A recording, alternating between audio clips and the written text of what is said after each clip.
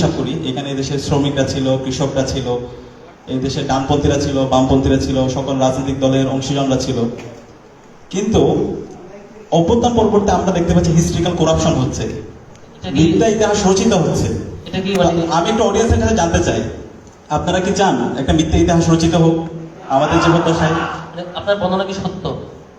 এটা আমাদের যারা অডিয়েন্স আছে এবং দেশবাসী তারা বিবেচনা করবে। আমরা নিজেরা ক্লেম করতে চাই না, দেশবাসী এটাকে বিবেচনা করবে কোনটা সত্য কোনটা মিথ্যা। তো আমরা দেখতে পাচ্ছি এখানে একটা হিস্ট্রিক্যাল করাপশন হচ্ছে, মিথ্যা ইতিহাস রচিত হচ্ছে। সে দায় থেকে আমরা মনে করি সত্য ইতিহাসটা সবার জানার অধিকার আছে। আপনার অবস্থান হচ্ছে আপনি আপনার সত্যিকার অর্থে কি ভূমিকা ছিল সেটা ক্লেম করতে চান বা সেটা জানান দিতে চান, কিন্তু আন্দোলনের ক্রেডিট নিজের ভাগে নিতে চান, এরকম কিছু? এক্স্যাক্টলি। সত্য ইতিহাস, যে ঘটনা ঘটছে, যা যা হয়েছে, এইখানে হচ্ছে পলিসি মেকিং থেকে শুরু করে মাঠ পর্যায়ে বাস্তবায়ন থেকে শুরু করে প্রত্যেকটা ঘটনার খুঁটিনাটি আমাদের প্রত্যেকের জানার অধিকার আছে। তো সেই দায় থেকে সত্য ইতিহাস আমরা আমাদের জায়গা থেকে তুলে নিয়ে আসছি। এটা ক্রেডিট বাজি না, সত্য সবসময় সত্য। এটা আজ হোক আগামীকাল প্রকাশিত হবে। সত্য ইতিহাস এটাও তো সত্য যে শহীদ কারা, এটা তো সত্য। আমি জাহিদ ভাইয়ের কাছে জানতে চাইবো যে আপনার শহীদ তালিকা বা আহত তালিকা আপনাদের কি আসলে কেউ নাই নাকি প্রকাশ করছেন না কেন? এটা কারণ কি?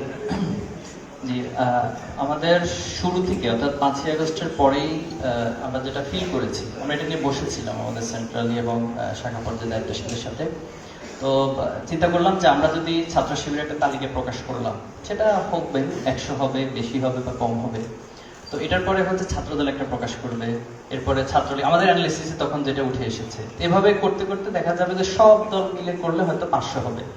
ইতিমধ্যে আমরা পেয়ে গেছি অলরেডি 1500 প্লাস বা 2000 শহীদ হয়েছে। তাহলে বাকি যে 1000 বা মোর দেন 1000, তাদের তালিকাটা কোন দল প্রকাশ করবে?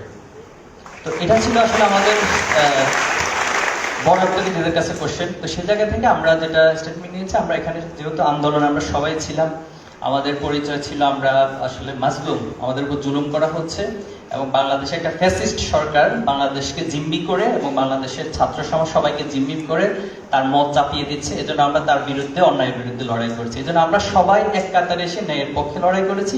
আমরা সকল শহীদদেরকে ওন করবো এবং আমি আজকে আবারও ঘোষণা দিচ্ছি, ছাত্র শিবির প্রত্যেকটা শহীদকে তার নিজেদের দলের মতো করে ওন করবে। আমরা অনেক সময় দেখা যায় যে অনেকে কিছু নাম উঠে আসে, অমুকের নাম বলেন না কেন, বলেন না কেন, স্লোগানে আবু সাইদ মুগ্ধ, শেষ হয়নি যুদ্ধ, তো এখানে কেন বাকি আরেকজনের নাম আসেনি? তখন আমি তাকে খুব সম্মানের সাথে বলি যে ভাই, তাহলে এই 1-2 জনকে আইকনিক যাদেরকে আমরা মনে করি তাদেরকে বাদ দিয়ে এরকম হয় সম্ভব কিনা 2000 শহীদকে নিয়ে একটা স্লোগান হোক, আমরা সবাই মিলে সেই স্লোগানটাই দিই। তো এই জায়গাগুলো থেকে আসলে আমরা আপনারা যারা বিভাজন তৈরি না হয়, দলীয় ক্রেডিট এবং দলীয় বিভাজন এবং অতীতে যেটা হয়েছে যে শহীদদেরকে নিয়ে লাশ নিয়ে রাজনীতি, এটা আমরা কোনোভাবে সম্পূর্ণ প্রশ্ন, আপনারা এটা শুধু মৌখিক ভাবে না, শহীদদেরকে ওন করার জন্য গত 3-4 মাসে আসলে কিছু করছেন? আমি সর্বপ্রথম যেটা বলবো, এটা নিজের একটা বললে আবার বলবেন যে আপনার ক্রেডিট দাবি করবেন। আমাদের তো শিক্ষার্থীদের অবশ্য জানার অধিকার আছে। আমি শেষ করে দিই, জানার অধিকারটা হচ্ছে যেটা আমাদের সাদিক কাইম অলরেডি বলেছে, ছাত্র শিবির সর্বপ্রথম, যেটা কোনো মানবাধিকার সংগঠন পারেনি, বাংলাদেশের রাষ্ট্র পারেনি, ইন্টারিম গভর্নমেন্ট পারেনি, শহীদদের তালিকা করা। এই তালিকাটা ছাত্র শিবির ধরে ধরে ধরে ধরে এই তালিকাটা করেছে। ফার্স্ট এই তালিকা ছাত্র শিবির করেছে। আপনাকে তালিকা করে এটা ক্রেডিট দাবি করা হলো কিনা আবার পরে আবার আমাদের নিশ্চয়ই আপনি তালিকা করে কি শেষ করে দিয়েছেন নাকি আপনার সকল শহীদের খোঁজ খবর নেওয়া করার চেষ্টা? আমরা 5ই আগস্টের পরে, আপনারা এখনো ডকুমেন্টেশন আছে, আমরা সপ্তাহব্যাপী কর্মসূচি দিয়েছিলাম যে গায়েবানা জানাজা এবং প্রত্যেকটা শহীদের পরিবার, তাদের কবর জিয়ারত, তাদের সাথে সাক্ষাৎ করা, এবং সেটা আমরা এখনো কর্মসূচি অব্যাহত রেখেছি। আপনাকে জাস্ট একটা উদাহরণ দিই। তো ছাত্র দলের একজন শহীদ আছে মাগুরাতে, কয়েকদিন আগে ওনার সন্তান ভূমিষ্ঠ হয়েছে, আপনারা জেনে থাকবেন। তো একজন সন্তান তার ভূমিষ্ঠ হয়েছে এতিম হিসেবে, খুবই দুঃখজনক। তো আমি মাগুরা সফর করেই জেলা সভাপতিকে বলেছি আমি সেখানে যাবো, আমি সেখানে গিয়ে তার সাথে দেখা করে আসছি। তো এই যে দলীয় যে পার্টিশন, এটা যদি চিন্তা হতো তাহলে তো এখানে যাওয়ার কথা ছিল না। এবার আমি নিজে পার্সোনালি আমার কথাই বলছি এবং আমাদের সকলকে শাখা পর্যায়ে এই স্টেটমেন্ট দেওয়া হয়েছে এবং সবাইকে এই নির্দেশনা দেওয়া হয়েছে যে যার এলাকায়, যার শাখার মধ্যে, যার প্রতিষ্ঠানে যে শহীদগুলো আছে, আপনারা সবাইকে একান্ত নিজেদের শহীদ মনে করে ওন করবেন এবং শহীদ পরিবারের পাশে দাঁড়াবেন। আচ্ছা, আপনি বলতে চাচ্ছেন আপনার যেখানে যেখানে শহীদ হয়েছে স্ব শাখা এবং ওয়ার্ড ভাগ করে দিয়েছেন। আপনার কি এখন শিবিরে অল্প কয়েক মাসের মধ্যে সারা দেশে প্রত্যেকটা জায়গায় কমিটি আছে, প্রত্যেকটা ওয়ার্ড একদম লোকাল পর্যায়ে? যে আমাদের কমিটি আছে। মানে এটা কিভাবে সম্ভব হলো যে এত বছর টর্চারের মধ্যে আপনারা কমিটি কন্টিনিউ করছেন? এটা কি হঠাৎ করে এখন দিয়েছেন নাকি কত সময় বেসিসে কমিটিগুলো? এটা তো আমি আমার আগের উত্তরে বলেছি যে ৭৭ সাল থেকে আজকে দিন পর্যন্ত প্রত্যেকটা সময় যতগুলো কমিটি চেয়ারম্যান শিবিরে সেটা কন্টিনিউ ছিল।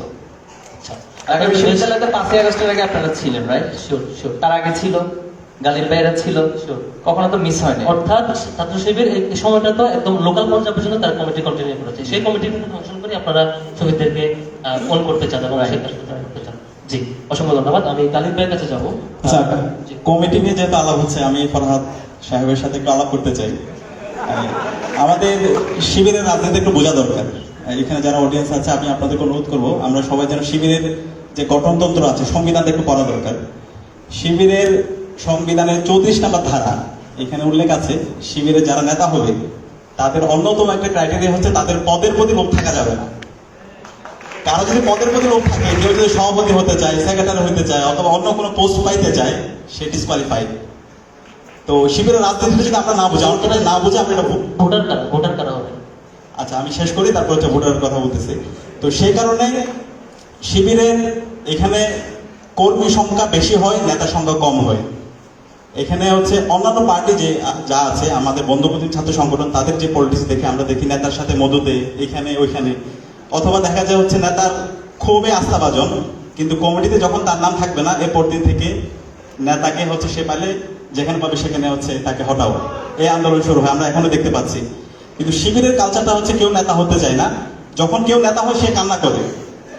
আপনারা শিবিরের সেট আপ করে যদি দেখেন, এখানে কেউ নেতা হতে চায় না। আপনি এটা বোঝা খালি হিসাবে দেখেন। হ্যাঁ, তো এখানে কর্মী হিসেবে থাকতে আশ্বস্ত তারা হচ্ছে ফিল করে। এবং শিবিরের যে নির্বাচন প্রক্রিয়ার কথা বলেছেন, শিবিরের প্রত্যেকটা স্তরে এটা বাংলাদেশের ছাত্র রাজনীতিতে একটি গুরুত্বপূর্ণ একটা, আমরা এটাকে প্রাউড ফিল করতে পারি। শিবিরের প্রতি বছর নির্ধারিত সময়ে নির্বাচন হয় এবং এই নির্বাচনে শিবিরের জনশক্তিরা তাদের নেতা নির্বাচন করে থাকে। আপনাদের তাদের নেতার সারা দেশে কমিটি দেন, যদি আমি ধরি জানুয়ারিতে শুরু করবে, ঠিক কতদিন সময় লাগে আপনাদের সারা দেশে কমিটি দিতে? আমাদের আপনারা জানেন আগামী 31শে ডিসেম্বর শিবিরের কেন্দ্রীয় সদস্য সম্মেলন, কেন্দ্রীয় সদস্য সম্মেলনের মাধ্যমে শিবিরের কেন্দ্রীয় সভাপতি এবং সেক্রেটারি নির্বাচন এবং মনোনীত হবে। এরপরে 2 সপ্তাহের মধ্যে সারা দেশের আমাদের 144টি ইউনিট আছে, 144টি ইউনিটে সব সেট আপ সম্পন্ন হবে আমরা আশা করছি। একদম সবগুলো সেট আপ? হ্যাঁ, সবগুলো আমাদের নিঃসন্দেহে অসাধারণ যে ছাত্র সংগঠন 1 সপ্তাহের মধ্যে 2 সপ্তাহের মধ্যে সারা দেশের সকল কমিটি অ্যানাউন্স করতে পারবে। নিশ্চয়ই ভালো এক্সাম্পল। আমি যাবো আমাদের গালিব ভাইয়ের কাছে, সেটি হচ্ছে শিবির যতই ভালো কাজ করুক না কেন, প্রশ্নটা হচ্ছে বিশ্ববিদ্যালয় যখন তার নিজস্ব অথরিটি সে যেমন প্রশ্ন করলেন যে আমার যদি এসএম হলে সে বারান্দায় না থাকে, ভিতরে থাকে, আমার কম্বল দেওয়া লাগে না, অধিকার জন্য কাজ করতে হয় না। তো ছাত্র রাজনীতির আদৌ কোনো প্রয়োজনীয়তা আছে কিনা, থাকলে গেলে শিবির কতটুকু রেলেভেন্ট কেন দরকার? এইখানে একটা লজিক্যাল ফ্যালাসি আছে। যেমন ধরেন, আমি আর্গু করতে পারি যে আমার যদি জ্ঞান অর্জন করতে হয় তাহলে বিশ্ববিদ্যালয়ে আদৌ আসার প্রয়োজন আছে কিনা।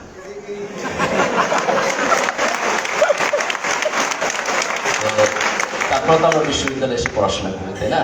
যারা প্রাতিষ্ঠানিকভাবে পড়াশোনা করে নাই তারা সবাই তো রবীন্দ্রনাথ হয় না। তো আমি ছাত্র রাজনীতিকে দেখি একটা পলিটিক্যাল ইনস্টিটিউশন, যে পলিটিক্যাল ইনস্টিটিউশন আপনাকে কিছু জায়গায় হচ্ছে গ্রুম করে, কিছু জায়গায় আপনার কোয়ালিটি ডেভেলপ করে, কিছু জায়গায় নেতৃত্ব দেওয়ার যে ট্রেনিং সেটা হয়, কিছু ইডিওলজি শেখায়, কিছু স্পেসিফিক লিটারেচার পড়ায় এবং কিছু কন্ট্রিবিউশনের সমাজে, ছাত্র সমাজ এবং দেশের জন্য কিছু কন্ট্রিবিউশন করে। তো ইন্ডিভিজুয়ালি যে কোনো ব্যক্তি এই সাংগঠনিক স্ট্রাকচারের বাইরে গিয়ে ওগুলো করতে পারে। ঠিক যেভাবে you will get some brilliant people যে কোনোদিন স্কুল কলেজে পড়ে নাই বাট স্টিল ব্রিলিয়ান্ট, এটা হইতে পারে। কিন্তু নর্ম হইল যে আমরা এটাকে যখন প্রাতিষ্ঠানিক পদ্ধতিতে করতে চাই তখন একটা ইনস্টিটিউশনের মধ্য দিয়ে যাই। তো I see student political party as an institution, যার মধ্য দিয়ে আমরা একটা নিয়মতান্ত্রিক পন্থায় আমরা এটা করবো। তো এখানে মাল্টিপল ইনস্টিটিউশন থাকবে, ভিন্ন ভিন্ন পার্সপেক্টিভ থাকবে, যে যেটা পছন্দ করবে সেই ইনস্টিটিউশনে যাবে, সেখানে করবে। And there will some people যারা কোনো ইনস্টিটিউশনে যাবে না, এক্সট্রিমলি ব্রিলিয়ান্ট এবং এর বাইরে থেকে তারা করবে, তারা also welcome to do that. অসংখ্য ধন্যবাদ। আমি শিশির মনির ভাইয়ের কাছে যাবো। সেটি হচ্ছে আপনি পলিটিক্যাল, গালিব ভাই যেটা করলেন যে পলিটিক্যাল ইনস্টিটিউশন, শিবির আসলে কি? আপনি পলিটিক্যাল, আমি যেটুকু বুঝি ছাত্র সংগঠনের কাজ হচ্ছে ছাত্রদের অধিকার সে পাচ্ছে না সেটা ইস্যু করবে, প্রজাকে হেল্প করবে। এই যে সায়েন্স ফেস্ট, এই যে ম্যাগাজিন ছাপানো শিশুদের, এই যে আবার চিত্র প্রদর্শনী করা, এই যে আবার গানের আসর, নাটক মঞ্চায়ন করা, এটা প্রুফ করে শিবির কি একটা এনজিও, না পলিটিক্যাল সংগঠন, না মিশনারি সংগঠন, না ধর্মীয় প্রতিষ্ঠান? এটা কি এক্সাক্টলি আসলে শিবিরের রূপটা কি? এটা প্রমাণ করে যে দেখেন ঢাকা বিশ্ববিদ্যালয়ের লাইব্রেরিতে যদি আমি বলি যে কালকে সকালে ঢাকা বিশ্ববিদ্যালয়ের লাইব্রেরিতে 9টার মধ্যে প্রবেশ করতে হবে। আমার তো মনে হয় এফ রহমান হল পর্যন্ত লাইন হবে। এখান থেকে শুরু করে এফ রহমান হল নীলক্ষেত পর্যন্ত লাইন হওয়ার পরেও একজন আরেকজনের জন্য অপেক্ষা করবে যে কে সিট ছেড়ে যাবে আর কে বসবে। এরকম প্রতিযোগিতা দেখছেন আপনারা? আমি তো এটাও দেখছি শহীদুল্লাহ হলের সায়েন্স লাইব্রেরিতে জায়গা পাওয়ার জন্য আগের দিন থেকে মশারির ভিতরে কোনায় বসে গেছে। I so it. কেন এটা? এখন যদি আমাদের বিশ্ববিদ্যালয়ে পর্যাপ্ত ব্যবস্থা থাকে, এখন এই library establishment, library enhancement, library research oriented বইপত্র আনা, ইন্টারনেট বেসড ফেসিলিটি ক্রিয়েট করা, ছাত্র শিবিরকে এই দাবি উত্থাপন করতে পারে না? এই দাবি উত্থাপন করা কি ছাত্র শিবিরের কর্মের যদি তারা এটা অ্যাড করে আর এরই ভিত্তিতে যদি লাইব্রেরি ফ্যাসিলিটি ডেভেলপ হয়, তাহলে কি ছাত্রদের জন্য ভালো হয় না খারাপ হয়? ফর এক্সাম্পল ধরেন এই যে ঢাকা বিশ্ববিদ্যালয়ের রিসার্চ জার্নাল, খেয়াল করেছেন রিসার্চ জার্নাল বের হয় না, এবং এতই হাঁটি হাঁটি পা পা করে রিসার্চ জার্নাল বের হয়, কারো কোনো বৃহত্তর কন্ট্রিবিউশন নেই। তো বৃহত্তর কন্ট্রিবিউশন যদি না থাকে, তাহলে ছাত্ররা কি করে ওয়ার্ল্ড ক্লাস গ্রাজুয়েট হিসেবে বের উঠবে? ছাত্ররা কি করে দেশের সীমানার বাইরে বিদেশে গিয়ে বাংলাদেশকে রিপ্রেজেন্ট করবে? কিসের ভিত্তিতে? এই যে এক্সট্রা কারিকুলার অ্যাক্টিভিটি শিবির করে, বিতর্ক করে, এই বিতর্ক করার মধ্য দিয়ে কি বের হয়? এই বিতর্ক করার মধ্য দিয়ে একজন মানুষের ভিতরকার যে থিঙ্কিং ক্যাপাসিটি, এটা শানিত হয়।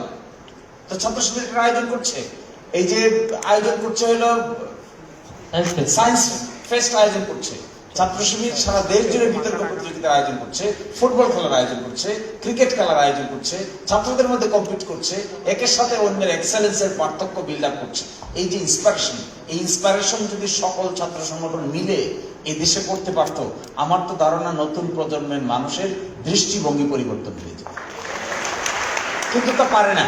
কেন পারে না? কারণ কি জানেন? দ্য মেইন এক্সাম্পল হলো ছাত্র শিবির এক্সট্রা কারিকুলার অ্যাক্টিভিটিস যেগুলো পরিচালনা করে, ছাত্রদের সঙ্গে এক্সট্রা কারিকুলার অ্যাক্টিভিটি ইনএক্সট্রিকেবলি লিঙ্কড। ছাত্র আছে কিন্তু এক্সট্রা কারিকুলার অ্যাক্টিভিটির সঙ্গে নাই। এরকম ছাত্ররা, আপনারা যদি কেউ অক্সফোর্ডে, ক্যামব্রিজে, ইয়েলে যান, আমি এক সময় আমেরিকাতে গিয়ে ইচ্ছে করে 10টা আইভি লিগ ইউনিভার্সিটি ঘুরে ঘুরে দেখলাম এরা কি করে। এখানে তো ছাত্র পলিটিক্স নাই, কাজটা কি করে? কিন্তু দেখা গেছে এক ইয়েল ইউনিভার্সিটি থেকে আমেরিকার যে কজন প্রেসিডেন্ট হয়েছে, শুধুমাত্র ইয়েল ইউনিভার্সিটির ছাত্র ছিল, এইরকম প্রেসিডেন্ট হয়েছে 7 জন।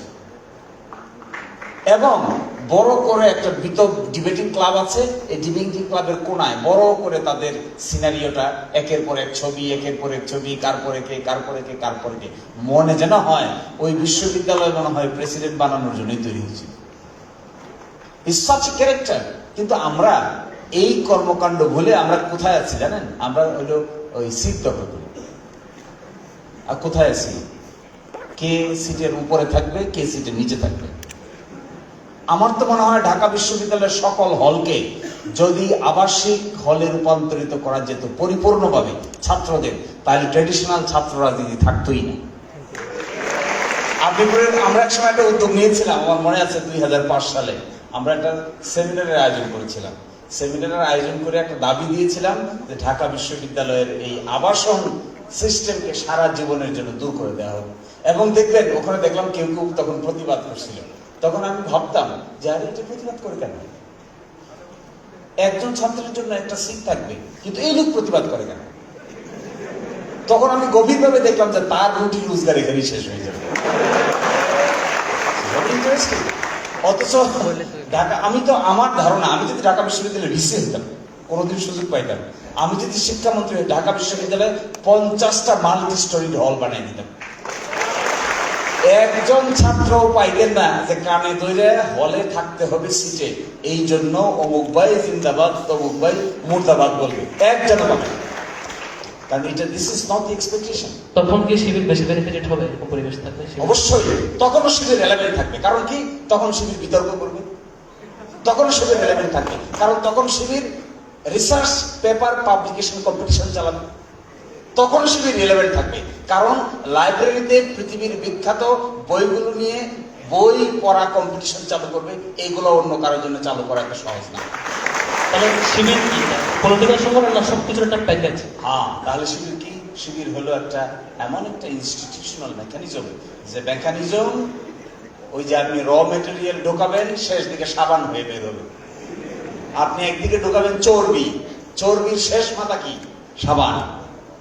যখন সাবান হাতে পান তখন চর্বির কথা মনে থাকে? এই যে আমরা এখানে বসে রয়েছি, আমরা দেশে বিদেশে এমন কোন জায়গায়, এমন কোন বিখ্যাত জায়গায়, আমার এই 16-17 বছরের ওকালতি জিন্দেগিতে এমন পৃথিবীর বড় বড় জায়গায় আমাদের যাওয়ার সুযোগ হয়েছে, এবং এই পুরো ট্রেনিংটা শিবিরের কাছ থেকে আমরা পেয়েছি। এবং শিবির আমাদেরকে এমন ফাইন টিউনিং শিখিয়েছে, কিভাবে অন্যের সমালোচনা করতে হয় এটাও শিখিয়েছে, কিভাবে কনস্ট্রাকটিভ ক্রিটিসিজম করতে হয় এটাও শিখিয়েছে, কিভাবে আদব প্রকাশ করতে হয় এটাও শিখিয়েছে, এবং কিভাবে নেতা নির্বাচিত হয়ে যাওয়ার পরে ভয়ে থরথর কম্পমান অভিব্যক্তিতে সিক্ত হতে হয় এটাও শিবির আমাদেরকে শিখিয়েছে। ফলে আমি মনে করি, under any circumstances in Bangladesh, specifically in Dhaka university, the organization CIVIC, what is doing, this organization will always be relevant. অসংখ্য ধন্যবাদ জানাচ্ছি। আমার একটা কিউরিয়াসিটি, আমরা অবশ্যই অডিয়েন্সের কাছে চলে যাবো খুব দ্রুতই, কিছুটা জাহিদ ভাইয়ের কাছে, যে শিশির ভাই বললেন যে এত কিছু করছেন আপনারা, আসলে আপনারা টাকার উৎস কি? আপনারা এত বড় বড় প্রোগ্রাম কিভাবে করেন? ছাত্র শিবিরের ওই যতগুলো ইউনিট আছে সব জায়গায় বাইতুল মাল সম্পাদক আছে, আপনারা হয়তো কারো জানা আছে কিনা। এই বাইতুল মাল সম্পাদক গুলো নিয়ে আসলে বলা যাইতো যে ছাত্র শিবিরের টাকার উৎস কি। তো এটা বলবো যে আমাদের সংবিধানে স্পষ্ট বলা আছে আমাদের আয়ের উৎস কি। সেখানে বলা হয়েছে জনশক্তি এবং শুভাকাঙ্ক্ষী দান, অর্থাৎ এখানে ছাত্র শিবিরের সাথে যতজনই সাপোর্টার এবং ওয়ার্কার্স এবং যারা রিলেটেড আছে সবাই ছাত্র শিবিরকে নিজের পকেটের টাকা দান করে। আশা করি আপনিও দান করেন মিস্টার ফরহাদ। যেহেতু আমি একটা মডারেটর ভূমিকা, আমাকে এখন প্রশ্ন হচ্ছে যে ফরহাদ ইনকাম করেন কিনা, এটা একটা কোশ্চেন। তো আমাদের একটা তত্ত্ব আছে যে আমি খরচ করি কিনা, তত যা আমি খরচ করি সেখান থেকে একটা অংশ আমি নিজেকে একটু সেভ করে, একটু নিজেকে কন্ট্রোল করে সে টাকাটাই ছাত্র শিবিরের প্রত্যেকটা জনশক্তি দান করে।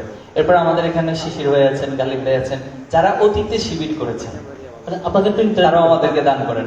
একটু ইন্টারেস্ট প্রশ্ন হচ্ছে, তার মানে বোঝাচ্ছেন আপনার শাখায় যারা শোনেন, এই বিড়ম্বনার কথাটা বলি। এই বিড়ম্বনার কথাটা হলো যে অতীতে শিবির করে মনে হয় বিপদে আছে, কারণ প্রতি মাসের 5 তারিখ আসতে বলে এটা হয় 10টা জায়গা থেকে ফোন আসে যে ভাই আমার এটা দরকার, আরেকজন বলে আমার এটা দরকার, আরেকজন বলে আমার এটা দরকার। অবশেষে বোঝা কঠিন যে আসলে আমার দরকার আগে মিটাবো না তার দরকার আগে মিটাবো।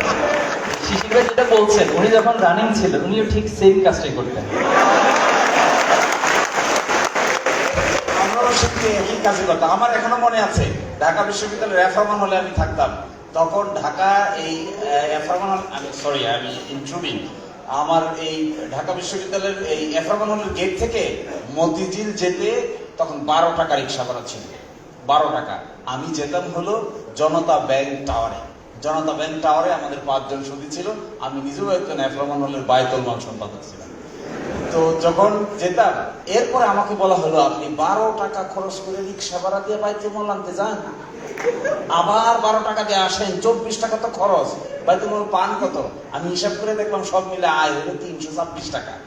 তো আমাকে বলা হলো আর রিক্সায় যাওয়া যাবে না, এখন বাসে অথবা টেম্পোতে যাইতে হবে। তারপরে আমি নীলক্ষেত থেকে সেই লক্কর বাসে উঠে গিয়ে নামতাম, এবং সারাদিন ঘুরে ফিরে 326 টাকা। কোনোদিন আমার মনে আছে একজন শুধু ছিলেন যিনি একাই 100 টাকা দিতেন। ওই বাবা, 100 টাকা! তখনকার দিনে 100 টাকা মানে বিরাট ব্যাপার। এটা নিয়ে কষ্ট করে আসতাম, আবার শিবিরকে বুঝিয়ে দিতাম। আপনি এখন কয় টাকা দেন? এখন আমি এই কয় টাকা দেই, তখনকার দিনের 100 টাকার যে ভ্যালু ছিল 20 বছর আগে, তার রূপান্তর করে যা হবে তার চেয়ে বেশি দিই। আচ্ছা আমি জাহিদ ভাই থেকে যাবো। তার মানে বোঝাচ্ছেন যে আপনার এই প্রশ্নটা একটু অ্যাড করছি জাস্ট 30 সেকেন্ড। সেটা হলো আমাদের এই যে আয় হচ্ছে আবার ব্যয় হয়, প্রত্যেকটারই হিসাব একেবারে 1 টাকা করে করে হিসাবটা রাখতে হয় এবং প্রত্যেক বছর প্রত্যেকটা ইউনিটে কমপক্ষে একবার অডিট করতে হয়। অর্থাৎ আমাদের কেন্দ্রগুলো হচ্ছে শাখায় করে, শাখা অবস্থান করে, এভাবে একবার ইউনিট পর্যায় পর্যন্ত এই আয় ব্যয়ের হিসাবটা যিনি সংরক্ষণ করেন তাকে দিতে হয়। তার মানে হচ্ছে আপনার সাপোজ আপনি একটা বিশ্ববিদ্যালয়ে বা একটা হলে দায়িত্বে আছেন, তার মানে এটা প্রুফ করে যে আপনি আপনার আগের যত শিবির করতে সবাই এরকম ডিস্টার্ব করে ফোন দিয়ে না, এটা তো ডিস্টার্ব না, এটা ভালোবাসা। তবে মানে এটা অ্যাপ্রিসিয়েট করতে হয়, সেটা হচ্ছে শিবির তার লোকদের কাছ থেকে টাকাটা নেয়, বাইরের অন্তত কোনো স্ট্যান্ড থেকে অথবা কোনো দোকান থেকে চাঁদাবাজি করে। এটা শিবির আমি অ্যাপ্রিসিয়েট করবো। অডিট সিস্টেমটা কি ঠিকঠাক যেভাবে বলছেন সিরিয়াসলি মেনটেনেন্স করা, এটা কি রেগুলার হয় নাকি? আমাদের মানবীয় যোগ্যতা যতটুকু ক্যাপাসিটি আছে সর্বোচ্চটুকু দিয়ে অডিটটা করা হয় এবং অডিট রিপোর্ট মেনটেন করা হয়? Audit report. নিশ্চয়ই, অসংখ্য ধন্যবাদ। আমরা চলে যাবো সর্বশেষ প্রশ্ন। আমরা এরপরে অনেকগুলো প্রশ্ন আছে যেগুলো অডিয়েন্সের পাশাপাশি প্রশ্নগুলো আসবে আর কি। আমি সাদিক তাইমের কাছে যাবো, যেটি হচ্ছে আপনাদের ব্যাপারে রক কাটা সহ অন্য বিষয়ে প্রথম আলোর কিছু রিপোর্ট আসছে। এই যে রিপোর্টের ব্যাপারে রিপোর্ট আসছে যে এত ধরনের রক কাটছে বা অন্য কিছু, এটার ব্যাপারে আপনি কি বলবেন? যেখানে আপনার অনেক লিডাররা বলে যে এটা শুধু নিউজ হয়েছে বাট পরবর্তীতে প্রুফ হয় না, এর মধ্যে এক্সাম্পল সহ বলবেন আপনি। আচ্ছা, শিবিরের উপর মিডিয়া ট্রায়াল হয়েছে। আমাদের অডিয়েন্স যারা আছে, আমি আপনাদেরকে অনুরোধ করব, শিবিরের বিরুদ্ধে যে নিউজগুলো হয়েছে আপনারা একটু অ্যানালাইসিস করবেন। প্রতিবারই শিবিরের বিরুদ্ধে যে নিউজগুলো হয়েছে এখানে কোনো শিবিরের কে কাজটা করছে সে নামটা উল্লেখ নাই। শিবির সন্দেহে বলে চালিয়ে দিয়েছে। আমরা 24-এ এসে চালিয়ে দেওয়ার ঘটনাগুলো খুব ভালো করে জানি। তো বেশিরভাগ ঘটনা যা যা হয়েছে এক্ষেত্রে শিবির ভিকটিম হয়েছে, শিবির বলে চালিয়ে দেওয়া হয়েছে। এবং 24-এ এসে আমরা দেখতে পেয়েছি চট্টগ্রাম কলেজে কিছুদিন আগে একটা ঘটনা হয়েছিল। ওইখানে চট্টগ্রাম মহানগর উত্তর সভাপতির নেতৃত্বে একটা মিছিল, ককটেল বিস্ফোরণ এবং বিভিন্ন অভিযোগ আনা হয়েছে। কিন্তু যার বিরুদ্ধে অভিযোগ আনা হয়েছে উত্তরের সভাপতি, তিনি 10 দিন ধরে ঢাকায় অবস্থান করছেন। পরে সাথে সাথে তিনি এখান থেকে লাইভ করেছেন টঙ্গী কলেজের সামনে থেকে, এবং উনি বলেন যে আমরা এখানে ছিলাম না, এটার সাথে শিবিরের কোনো ধরনের সংশ্লিষ্টতা নেই। কিন্তু পত্রিকায় নিউজ হয়ে গেছে শিবির চট্টগ্রাম কলেজে ককটেল বিস্ফোরণ এবং সাধারণ শিক্ষার্থীদের হামলা। কিন্তু পত্রিকায় কি দুঃখ প্রকাশ করে নিউজ করেছে কিনা? কিছু পত্রিকা দুঃখ প্রকাশ করেছে, কিছু পত্রিকা তার আগের অবস্থায় ছিল। আমরা আমাদের প্রেস রিলিজের মাধ্যমে আমরা এটা হচ্ছে নিন্দা জানিয়েছি। মানে এর আগেও এরকম এক্সাম্পল আছে যেখানে একজন বিরুদ্ধে পত্রিকায় বড় হেডলাইন করে নিউজ করা হয়েছে, বাট তিনি পরবর্তীতে অভিযোগটাকে খারিজ হওয়ার পরে পত্রিকাটা আবার ফলো করে প্রচার করা, এরকম কিছু?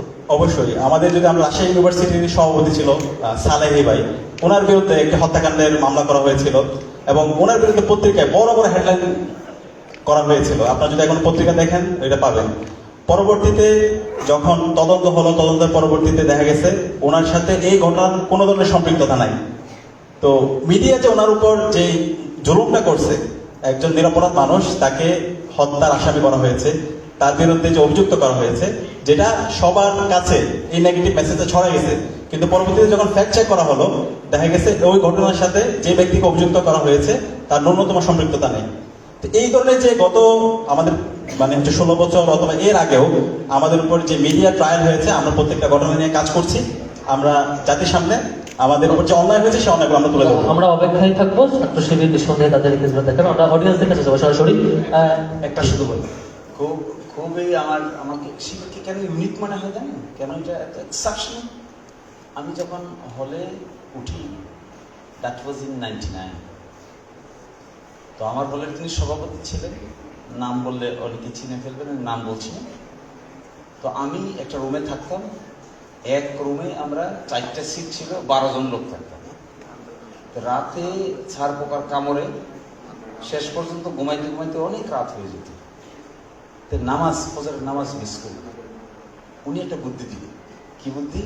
বলে যে তোমার পায়ের আঙ্গুলের সাথে আমি একটা রশি দিব, রশিটা তোমার আঙ্গুলে বাইরে রাখবো, আর জানালার পাশ দিয়ে রশিটা বাইরে বাইর করে রাখবো, আর আমি ফজরের সময় গিয়ে রশিদের টান দিব। যখন রশিদের টান দিব তখন মনে করবা যে ফজরের রক্ত হয়েছে, তোমাকে উঠতে হবে। আপনি পাবেন এটা কোথাও? Can you claim it? Really unique, exceptional. এগুলো দেখে আমরা শিবির করেছি, এগুলো দেখে। ফলে এগুলো হাইলি মোটিভেটেড। হ্যাঁ, এর একটা পার্ট থাকতে পারে হিস্টোরিক্যাল দায়, এর একটা পার্ট থাকতে পারে অতিথির লোকদের অপরাধ, কিন্তু সেটা তো আমরা এভাবে দেখিনি, কিন্তু আমরা দেখেছি এই আদি এবং অকৃত্রিম ভালোবাসা। এটা আপনি পাবেন না, এটি ইউনিক, অদ্বিতীয়, একক। অসংখ্য ধন্যবাদ। আমরা তাদের অডিয়েন্স যাবো, আমাদের সাউন্ড সিস্টেম ভলান্টিয়াররা যারা দেখছেন, আমি কয়েকজন সহযোগিতা চাইবো। আমাদের নারী শিক্ষার্থীদের কাছ থেকে আগে প্রশ্ন নেব আমরা সরাসরি। আমাদের অডিয়েন্সের দিকে স্পিকার নিয়ে যাওয়ার অনুরোধ করছি। ভলান্টিয়ারদের মধ্যে থেকে একজন সহযোগিতা করবেন প্লিজ। জি, নুরুল ইসলাম নূর ভাই সহযোগিতা করবেন। নারী শিক্ষার্থীদের মধ্যে কে প্রশ্ন করতে চান একটা হাত তুলবেন। জি, নাম বলবেন এবং ডিপার্টমেন্ট বললেই চলবে, নাম ডিপার্টমেন্ট বলে প্রশ্ন করবেন প্লিজ। প্রশ্ন কার কাছে ফরওয়ার্ড করবো এটি আমি ফরওয়ার্ড করবো নিঃসন্দেহে, প্রশ্নটা আমার কাছে করবেন। শিওর। আসসালামু আলাইকুম, আমার নাম সাবিত নাহার, সমাজ কল্যাণ এবং গবেষণা ইনস্টিটিউট। প্রশ্ন হচ্ছে যে শিবিরের যে ভাইরা আছে এনাদের টাকনুমির যে কাপড় পরা নিয়ে অনেক বেশি কথা হয়, ইভেন এনাদের দাড়ি যে নেই এটা নিয়ে অনেক বেশি সমালোচনা হয়। এটা আসলে কেন হয় যে শিবিরের বাইরে কি দাড়ি পায়? ওকে, আমি প্রশ্নটি বুঝতে পেরেছি, আমরা সব উত্তরে নিশ্চয়ই যাব। আমি এরকম থিওলজির প্রশ্নগুলো ক্যাটাগরাইজ করে একসাথে উত্তর দেবো, এরপরে আর কোনো প্রশ্ন করবেন কিনা? জি প্লিজ, আমরা ক্যাটাগরি বেসিসে একসাথে অ্যান্সার করলে আমরা শর্ট টাইম অনেকগুলো প্রশ্ন অ্যাড্রেস করতে পারবো বিশেষ করতে। জি প্লিজ। জি, আসসালামু আলাইকুম, আমি মিতু আক্তার, ফার্সি ভাষা ও সাহিত্য বিভাগ, ঢাকা বিশ্ববিদ্যালয়। আমার প্রশ্ন হচ্ছে, আমরা দেখছি যে টিএসসির মাঠে অতি সুন্দর, যেখানে আসলে এমন কোনো মানুষ নাই যে টিএসসিতে ঢুকেছে ছবি তোলে নাই।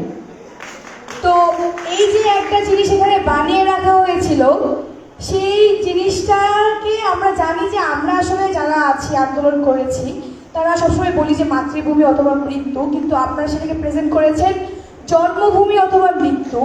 তো সেইটা যে কেন করেছেন সেটা আমি জানি, সবাই মোটামুটি জানে, কিন্তু আমার কথা হচ্ছে যে যখন এর পিছনে আসলে কে করেছে, অথরাইজেশনটা কার? আমি এক সপ্তাহ আগেও মনে হয় দেখেছি সেটা কস্টিপ দিয়ে ঢাকা ছিল, সেটা কেন, এবং সেটা এখন কেন খুলে দেওয়া হলো? আরেকটা সিলি কোয়েশ্চেন করি সাদিক কায়েম ভাইয়াকে। ভাইয়া, আপনি বলেছেন যে নেতা হওয়ার পরে আসলে চোখের পানি ঝরে, বা আপনি একটু আগে বললেন, আপনার কি কখনো ঝরেছে কিনা? অসংখ্য ধন্যবাদ, ধন্যবাদ। আমি প্রশ্নগুলো নোট পেয়েছি, এরপরে কোনো আমার প্রশ্ন করবেন কিনা? আমি আপনাদের প্রশ্নগুলো নেই ক্যাটাগরি বেসিসে ফরওয়ার্ড করবো প্লিজ, এরপরে কোনো প্রশ্ন? জি, কোনো রকম প্রশ্ন করবেন এরপরে? আসসালামু আলাইকুম, আমি সোমাইয়া, সমাজবিজ্ঞান বিভাগ, ঢাকা বিশ্ববিদ্যালয়। আমার প্রশ্ন হচ্ছে, কিছুক্ষণ আগে শিশির মনির ভাইয়া বললেন যে প্রত্যেকটা মানুষের ব্যক্তিগত যে অপরাধ সেটা আসলে ব্যক্তিগত দায়ভারই হবে, কোনো সংগঠন নিবে না। তো আমরা যদি দেখি যে বিগত যে ফ্যাসিস্ট শাসনামল ছিল, তারাও কিন্তু সবসময় এই কথাটাই বলতো যে অন্য জায়গায় ধর্ষণ হচ্ছে, সেটা আসলে ব্যক্তিরই দায়ভার, সংগঠন না। কিন্তু আমরা যদি দেখে থাকি যে ওই যে ব্যক্তিটা যে অপরাধ করলো, এই সুযোগটা কিন্তু পাচ্ছে আসলে সংগঠনের যে ক্ষমতা আছে এটার কারণে। তো এই ক্ষেত্রে আরো একটা বিষয় আমরা দেখি যে এটা আমরা ধরেন জুলাই বিপ্লবের কথা বলি কিংবা অন্য যে কোনো কিছু, এখানে কিন্তু সাধারণত কি হচ্ছে যে ভালো ভালো কাজগুলো যারা করছে, এটা কিন্তু আমরা সংগঠন আসলে এই দাবিটা নিচ্ছে বা এই দাবিটা করছে যে আমার সংগঠনের লোক আসলে এই ভালো কাজটা করেছে। তাইলে ভালোটা নেওয়ার সময় যদি আমি নিজেকে এই সংগঠনের হিসেবে দাবি করি, খারাপটার সময় কেন আসলে বলছি যে ড্রাইভার শুধুই ব্যক্তি? যখন এই ড্রাইভার কারণে অনেকজন ব্যক্তি নতুন করে অপরাধ করার আসলে সুযোগ পাচ্ছে সংগঠনের ছায়ার নিচে বা ছাতার নিচে। জি, অসংখ্য ধন্যবাদ।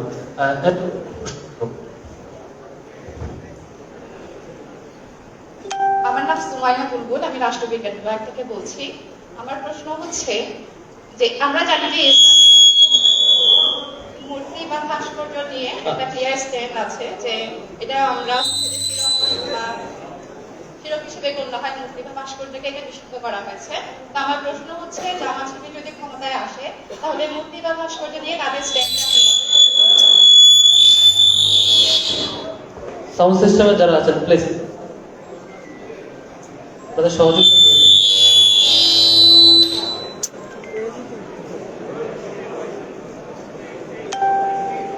ভাই আপনি মাইক্রোফোনটা চেঞ্জ করেন না। সাউন্ড সিস্টেমের বাইরে সহযোগিতা প্রয়োজন। মাইক্রোফোন কি কাজ করছে এখন? জি, প্রশ্নটি করুন প্লিজ। আমার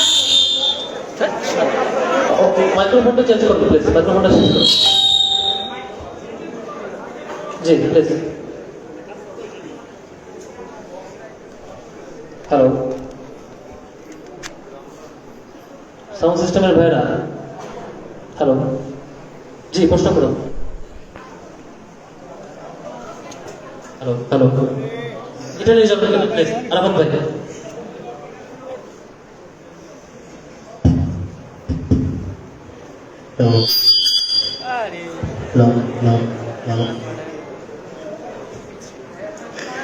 জি আপনার প্রশ্নটা নিয়ে করুন প্লিজ।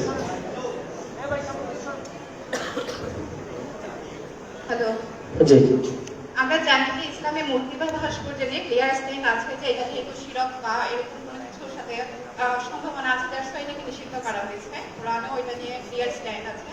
তো আমার প্রশ্ন হচ্ছে, জামাত যেহেতু শিবির যেহেতু নিজেদেরকে ইসলামী সংগঠন হিসেবে বলে, তো জামাত শিবির যদি ক্ষমতায় আসে তাহলে বেঙ্গলি কালচার বা মূর্তি বা ভাস্কর্য নিয়ে বা সংখ্যালঘুদের যে ধর্মীয় কালচার, সেগুলাকে তারা কিভাবে অ্যাড্রেস করবে বা তাদের সেগুলোর স্ট্যান্ডটা কি হবে? জি অসংখ্য ধন্যবাদ। আমাদের বন্ধুদের মধ্যে আর কোনো প্রশ্ন আছে কিনা আপনাদের মধ্যে? আসসালামু আলাইকুম, সামিহা ইসলাম, ইসলামিক স্টাডিজ 22-23 সেশন। আমার প্রশ্ন হচ্ছে যে শিবিরের যে সিলেবাস আছে এখানে হচ্ছে প্রায় আমি যতদূর জানি 99টার মতো বই আছে সিলেবাসে। তো ওইখানে সিলেবাসের যে বইগুলো সেটা তো অনেক আগে থেকেই পড়ানো হচ্ছে, বা নতুন যদি সংযোজন করা হয় তাহলে দেখা যায় খুব বেশি একটা সংযোজন হয় না, বা আগের বইগুলোকেও বাদ দিয়ে দেওয়া হয় না।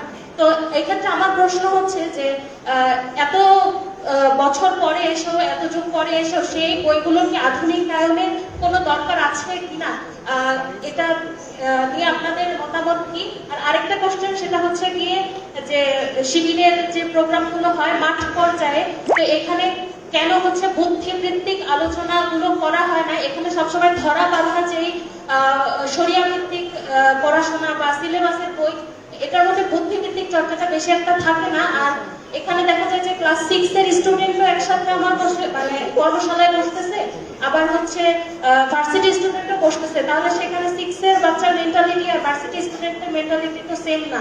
তাহলে সেক্ষেত্রে কিভাবে মানে কেন একটা প্রোগ্রামে, একটা কর্মশালায় এদেরকে একসাথে প্রোগ্রাম নেওয়া হচ্ছে, আলাদা কেন নেওয়া হচ্ছে না? জি অসংখ্য ধন্যবাদ। আপাতত এই প্রশ্নগুলো আমি উত্তর দিই। ভলান্টিয়ার বাইরে মাইক্রোফোনটা অফ রাখতে পারেন, আমরা এই প্রশ্নগুলো অ্যাড্রেস করার পর বাকি প্রশ্নগুলো নেব। এখানে অনেকগুলো প্রশ্ন আসছে, প্রশ্নগুলো আমি চেষ্টা করবো অডিয়েন্সের প্রশ্নটাকে আরেকটু কঠিন করে করা যায় কিনা। ফার্স্ট অফ অল সিলেবাস নিয়ে প্রশ্ন আসছে, আমি জাহিদ ভাইয়ের কাছে যাবো। সিলেবাসের প্রশ্নে আপনারা কি সিলেবাস পরিবর্তন করেন না, নাকি 77 যেটা রেখেছেন সেটাই? দ্বিতীয় প্রশ্ন হচ্ছে, সিলেবাসে কি 99টা বই নাকি কোনো ক্যাটাগরি বেসিস না সংখ্যার বড় সড়ো, মানে সিলেবাসের টোটাল রূপটা আসলে এক্স্যাক্টলি কেমন, সেটার যে মডিফিকেশন যদি করেন সেটা কেমন করেন, না করে থাকলে কেন করেন না, এটাকে একটু ক্লিয়ার করবেন প্লিজ। ধন্যবাদ। আপুর কোশ্চেন শুনে যেটা মনে হলো, উনি শিবির নিয়ে ভালোই স্টাডি করে, এই জন্য আমি ধন্যবাদ জানাচ্ছি ওনাকে। আলহামদুলিল্লাহ, এটা আমাদের জন্য ভালো দিক যে আপনি সিলেবাসের বিষয়টা নিয়ে এসেছেন। আমরা প্রত্যেক বছরই চেষ্টা করি এটাকে রিভিউ করার। প্রত্যেক বছরই আমাদের সিলেবাস একটা কমিটি থাকে কেন্দ্রের, সেটা রিভিউ করি। কিন্তু একটা সিলেবাস তো প্রত্যেক বছর আসলে চেঞ্জ করাটা এটা লজিক্যাল না, এটা যে কোনো ক্ষেত্রে সাধারণত হয়ে থাকে। আমাদের এখন যে এক্সিস্টিং সিলেবাসটা এসেছে, এটা সর্বশেষ 18 সালে মানে বড় দাগে হচ্ছে এটাকে পরিবর্তন করা হয়েছিল, সংশোধন করা হয়েছিল। আর গত বছর আমরা কিছু কাজ করেছি সিলেবাস নিয়ে, এই বছরও করেছি। তো এই পরিবর্তনটা হয়তো আগামী বছর বা তারপরের বছর বড় দাগে সেটা হবে। তো ইনশাল্লাহ এটা নিয়ে আমরা যথেষ্ট কনসার্ন আছি। আপনাদের যদি একান্ত পরামর্শ থাকে, আমি অনুরোধ করব কোনো বই সাজেশন, যে এই বইটা বর্তমান প্রজন্ম বা ছাত্র শিবির যারা সিলেবাসকে অধ্যয়ন করে তাদের প্রয়োজন, আমাদেরকে একেবারে দ্বিধাহীন চিত্তে সেটা পরামর্শ দিবেন। তার মানে আপনারা কি মানে অডিয়েন্সের সাজেশনও সিলেবাসে বা জেনারেল বিভিন্ন সাজেশনও নিতে প্রস্তুত? অবশ্যই, ডেফিনেটলি আমরা এটা নিয়ে থাকি। আগেও আমরা যখনই সিলেবাস পরিবর্তন করতাম, আমরা আমাদের এক্স যারা ছিল, সাবেক যারা ছিল, তাদের কাছ থেকেও পরামর্শ নিতাম, রানিংদের থেকেও নিতাম, এবং বিভিন্ন স্কলার যারা আছেন বিভিন্ন সেক্টরে তাদের কাছ থেকেও তাদের সিলেবাসে এক্স্যাক্টলি বই সংখ্যা কত, এটা কিভাবে আপনি ক্যাটাগরি? আমাদের সদস্য সিলেবাস যেটা, সেখানে 81টি বই পড়তে হয়। তো এখানে অনেকগুলো ক্যাটাগরি আছে, যেমন থিওলজির কিছু বিষয় রয়েছে, এরপর সমসাময়িক ইস্যুগুলো নিয়ে অনেকগুলো বিষয় রয়েছে, রাজনীতি অর্থনীতি নিয়ে অনেকগুলো বিষয় রয়েছে, বিশ্বায়ন নিয়ে অনেকগুলো ইস্যু রয়েছে। অর্থাৎ হলিস্টিক অ্যাপ্রোচে একজন ছাত্রের যে বিষয়গুলো মিনিমাম জানা প্রয়োজন, যে লেভেলটা ওনাকে জানা প্রয়োজন, সেটা তো একটা জাস্ট ইন্টারেস্টিং বিষয় বলি। আমাদেরকে যখন এই সিলেবাসগুলো আমাদের দায়িত্বশীল পড়াইতে দিতেন, বা যখন আমি সাথী হয়েছি বা সদস্য হয়েছি, তো তখন ওনারা একটা বক্তব্য দিতেন যে দেখুন, আপনি একটা সিলেবাস পড়ছেন মানে আপনি মহাপণ্ডিত হয়ে গেছেন, মহাজ্ঞানী হয়ে গেছেন, বিষয়টা তা না। আপনাকে এই সিলেবাসের মধ্যে দিয়ে মূলত জ্ঞানের যে একটা বিশাল রাজ্য আছে সেখানে প্রবেশ করিয়ে দেওয়া হচ্ছে। এখন আপনি আপনার উপর নিজেকে সক্ষমতা, নিজের ক্যাপাসিটির আলোকে এই ধারাটাকে অব্যাহত রেখে আপনি সর্বোচ্চ জ্ঞান অর্জনের যে প্রচেষ্টা সেটা অব্যাহত রাখবেন। মূলত এটি হচ্ছে আমাদের সিলেবাসের কনসেপ্ট। এখানে সিলেবাসের বইয়ের সংখ্যা এখানে 81টা, কিন্তু আপনারা আবার বয়স বিবেচনায় স্কুল কলেজ এই পার্থক্যগুলো কেন করে এত বড় একটা সিলেবাস তৈরি করলেন? না, আমাদের আলাদা আছে। আপনি স্কুল সিলেবাস আমাদের আলাদা আছে, এরপরে সাথী সিট যেটা সেটার জন্য আলাদা সিলেবাসের, কর্মীদের জন্য সিলেবাস আছে, এবং সেখানে আমরা মানে যার যার অবস্থানের আলোকে সেটাকে আমরা। এখানে কি আপনারা এই সিলেবাস তৈরিতে সততার পরিচয় দিয়েছেন নাকি এটা ব্রেন ওয়াশের মেকানিজম দাঁড় করিয়েছেন? এখন ব্রেন ওয়াশের সংজ্ঞায়নটা আপনি কি করবেন সেটার উপর ডিপেন্ড করে আমার উত্তরটা হবে।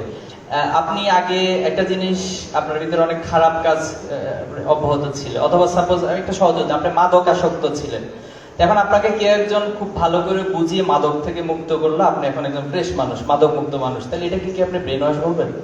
তো ছাত্র শিবির তো আসলে ভালো জিনিসগুলো পুশ করা হয়। আমরা আমাদের যে ক্লাস করছি, একাডেমিক যে আমাদের সিস্টেমটা, এখানে যে সিলেবাস, এর মধ্যে দিয়ে তো আমাদেরকে একটা কোয়ালিটি বিল্ড আপ করা হয়, একটা লেভেলকে আমাদেরকে ফিল আপ করার দেওয়া হয়। তো এই বিষয়গুলো থেকে তো ব্রেন ওয়াশের যে নেগেটিভ সেন্স সেটা তো বলা যায়, একটা পজিটিভ সেন্স থেকে বলতে পারি। অসংখ্য ধন্যবাদ। তার মানে আমরা আশা করছি আপনারা অন্তত জ্ঞানের রাজ্যে প্রাইমারি আইডিয়াটা দেওয়ার জন্য জাস্ট একটা প্রাইমারি আইডিয়া এবং ওনাকে প্রবেশ করি, এবং এটাকে একটা হায়ার সিলেবাসও সাজেস্ট করেন, রাইট? ওকে, একটু অডিয়েন্সের সুবিধার্থে বলে রাখা ভালো, আমাদের মোতাহার হোসেন যিনি সমাজ সমিতির সেক্রেটারি, তিনি আরেকটি প্রোগ্রামের জন্য একটু ছুটি চাচ্ছেন, মানে আজকের প্রোগ্রাম থেকে বিদায় নিচ্ছেন। আমরা ভাইকে ধন্যবাদ জানাচ্ছি, অনেকগুলো প্রশ্ন করছে, আমরা অ্যাড্রেস করতে থাকবো প্রশ্নগুলো, এবং একই সাথে তিনি আবার চাইলে আসতে পারবেন প্রোগ্রামটি শেষ করে যদি চলমান থাকে। আমরা প্রশ্ন নিতে চাই, প্যানেলিস্টরা তাদের প্রশ্নগুলো যদিও করেছেন। আমরা এর পরের প্রশ্নে যাব। প্রশ্নটি করব, একটা বলে রাখা ভালো, শিবিরের কাছে প্রশ্ন যা আসছে, কিছু প্রশ্ন ট্রু পলিটিক্যাল, কিছু প্রশ্ন ট্রু থিওলজিক্যাল, মানে এরকম একটা মানে ক্রিটিক্যাল পজিশন আমার মনে হয় কম সংগঠনে ফেস করে, যে একবার রিলিজিয়াস মাসালা নিয়ে প্রশ্ন হচ্ছে, থিওলজিক্যাল কোয়েশ্চেন, আবার ট্রু পলিটিক্যাল কোয়েশ্চেন আসছে, আবার দুইটার মাঝামাঝি দাঁড়িয়ে পলিটিক্যাল যে কন্ডিশন সেটা তাদেরকে অ্যাড্রেস করতে হবে। নিশ্চয়ই তারা অ্যাড্রেস করবেন। আমি সরাসরি যাব শিশির মনির ভাইয়ের কাছে। সেটি হচ্ছে, যদিও প্রশ্নটি রাষ্ট্রের কাছে হওয়া উচিত যে ভাস্কর্য কেমন হবে, থাকবে কি থাকবে না, শিবির সেটিকে কিভাবে অ্যাড্রেস করবে, শিবির আদৌ ক্ষমতাসীন দল কিনা নাকি লোক তৈরির কাজ, এখানে একটা ডিবেট আছে। তা সত্ত্বেও এই ভাস্কর্য থাকা না থাকার ব্যাপারে শিবিরের জায়গা থেকে কোনো যদি কোয়েশ্চেন করা, আপনি কি উত্তর দেবেন? এটা 100% সত্যি। শিবির বাংলাদেশের সরকার গঠন করার কোনো সম্ভাবনা নেই। সরকার যদি গঠন করতে হয় তাহলে বৃহত্তর রাজনৈতিক দলগুলো করবে, আর ছাত্র শিবির ছাত্র সংগঠন হিসেবে কোনো লেজুর ভিত্তিক ছাত্র রাজনীতির পক্ষে নয়। তার মানে আপনারা কারো ভাস্কর্য তৈরি করবেন না? তার মানে কি?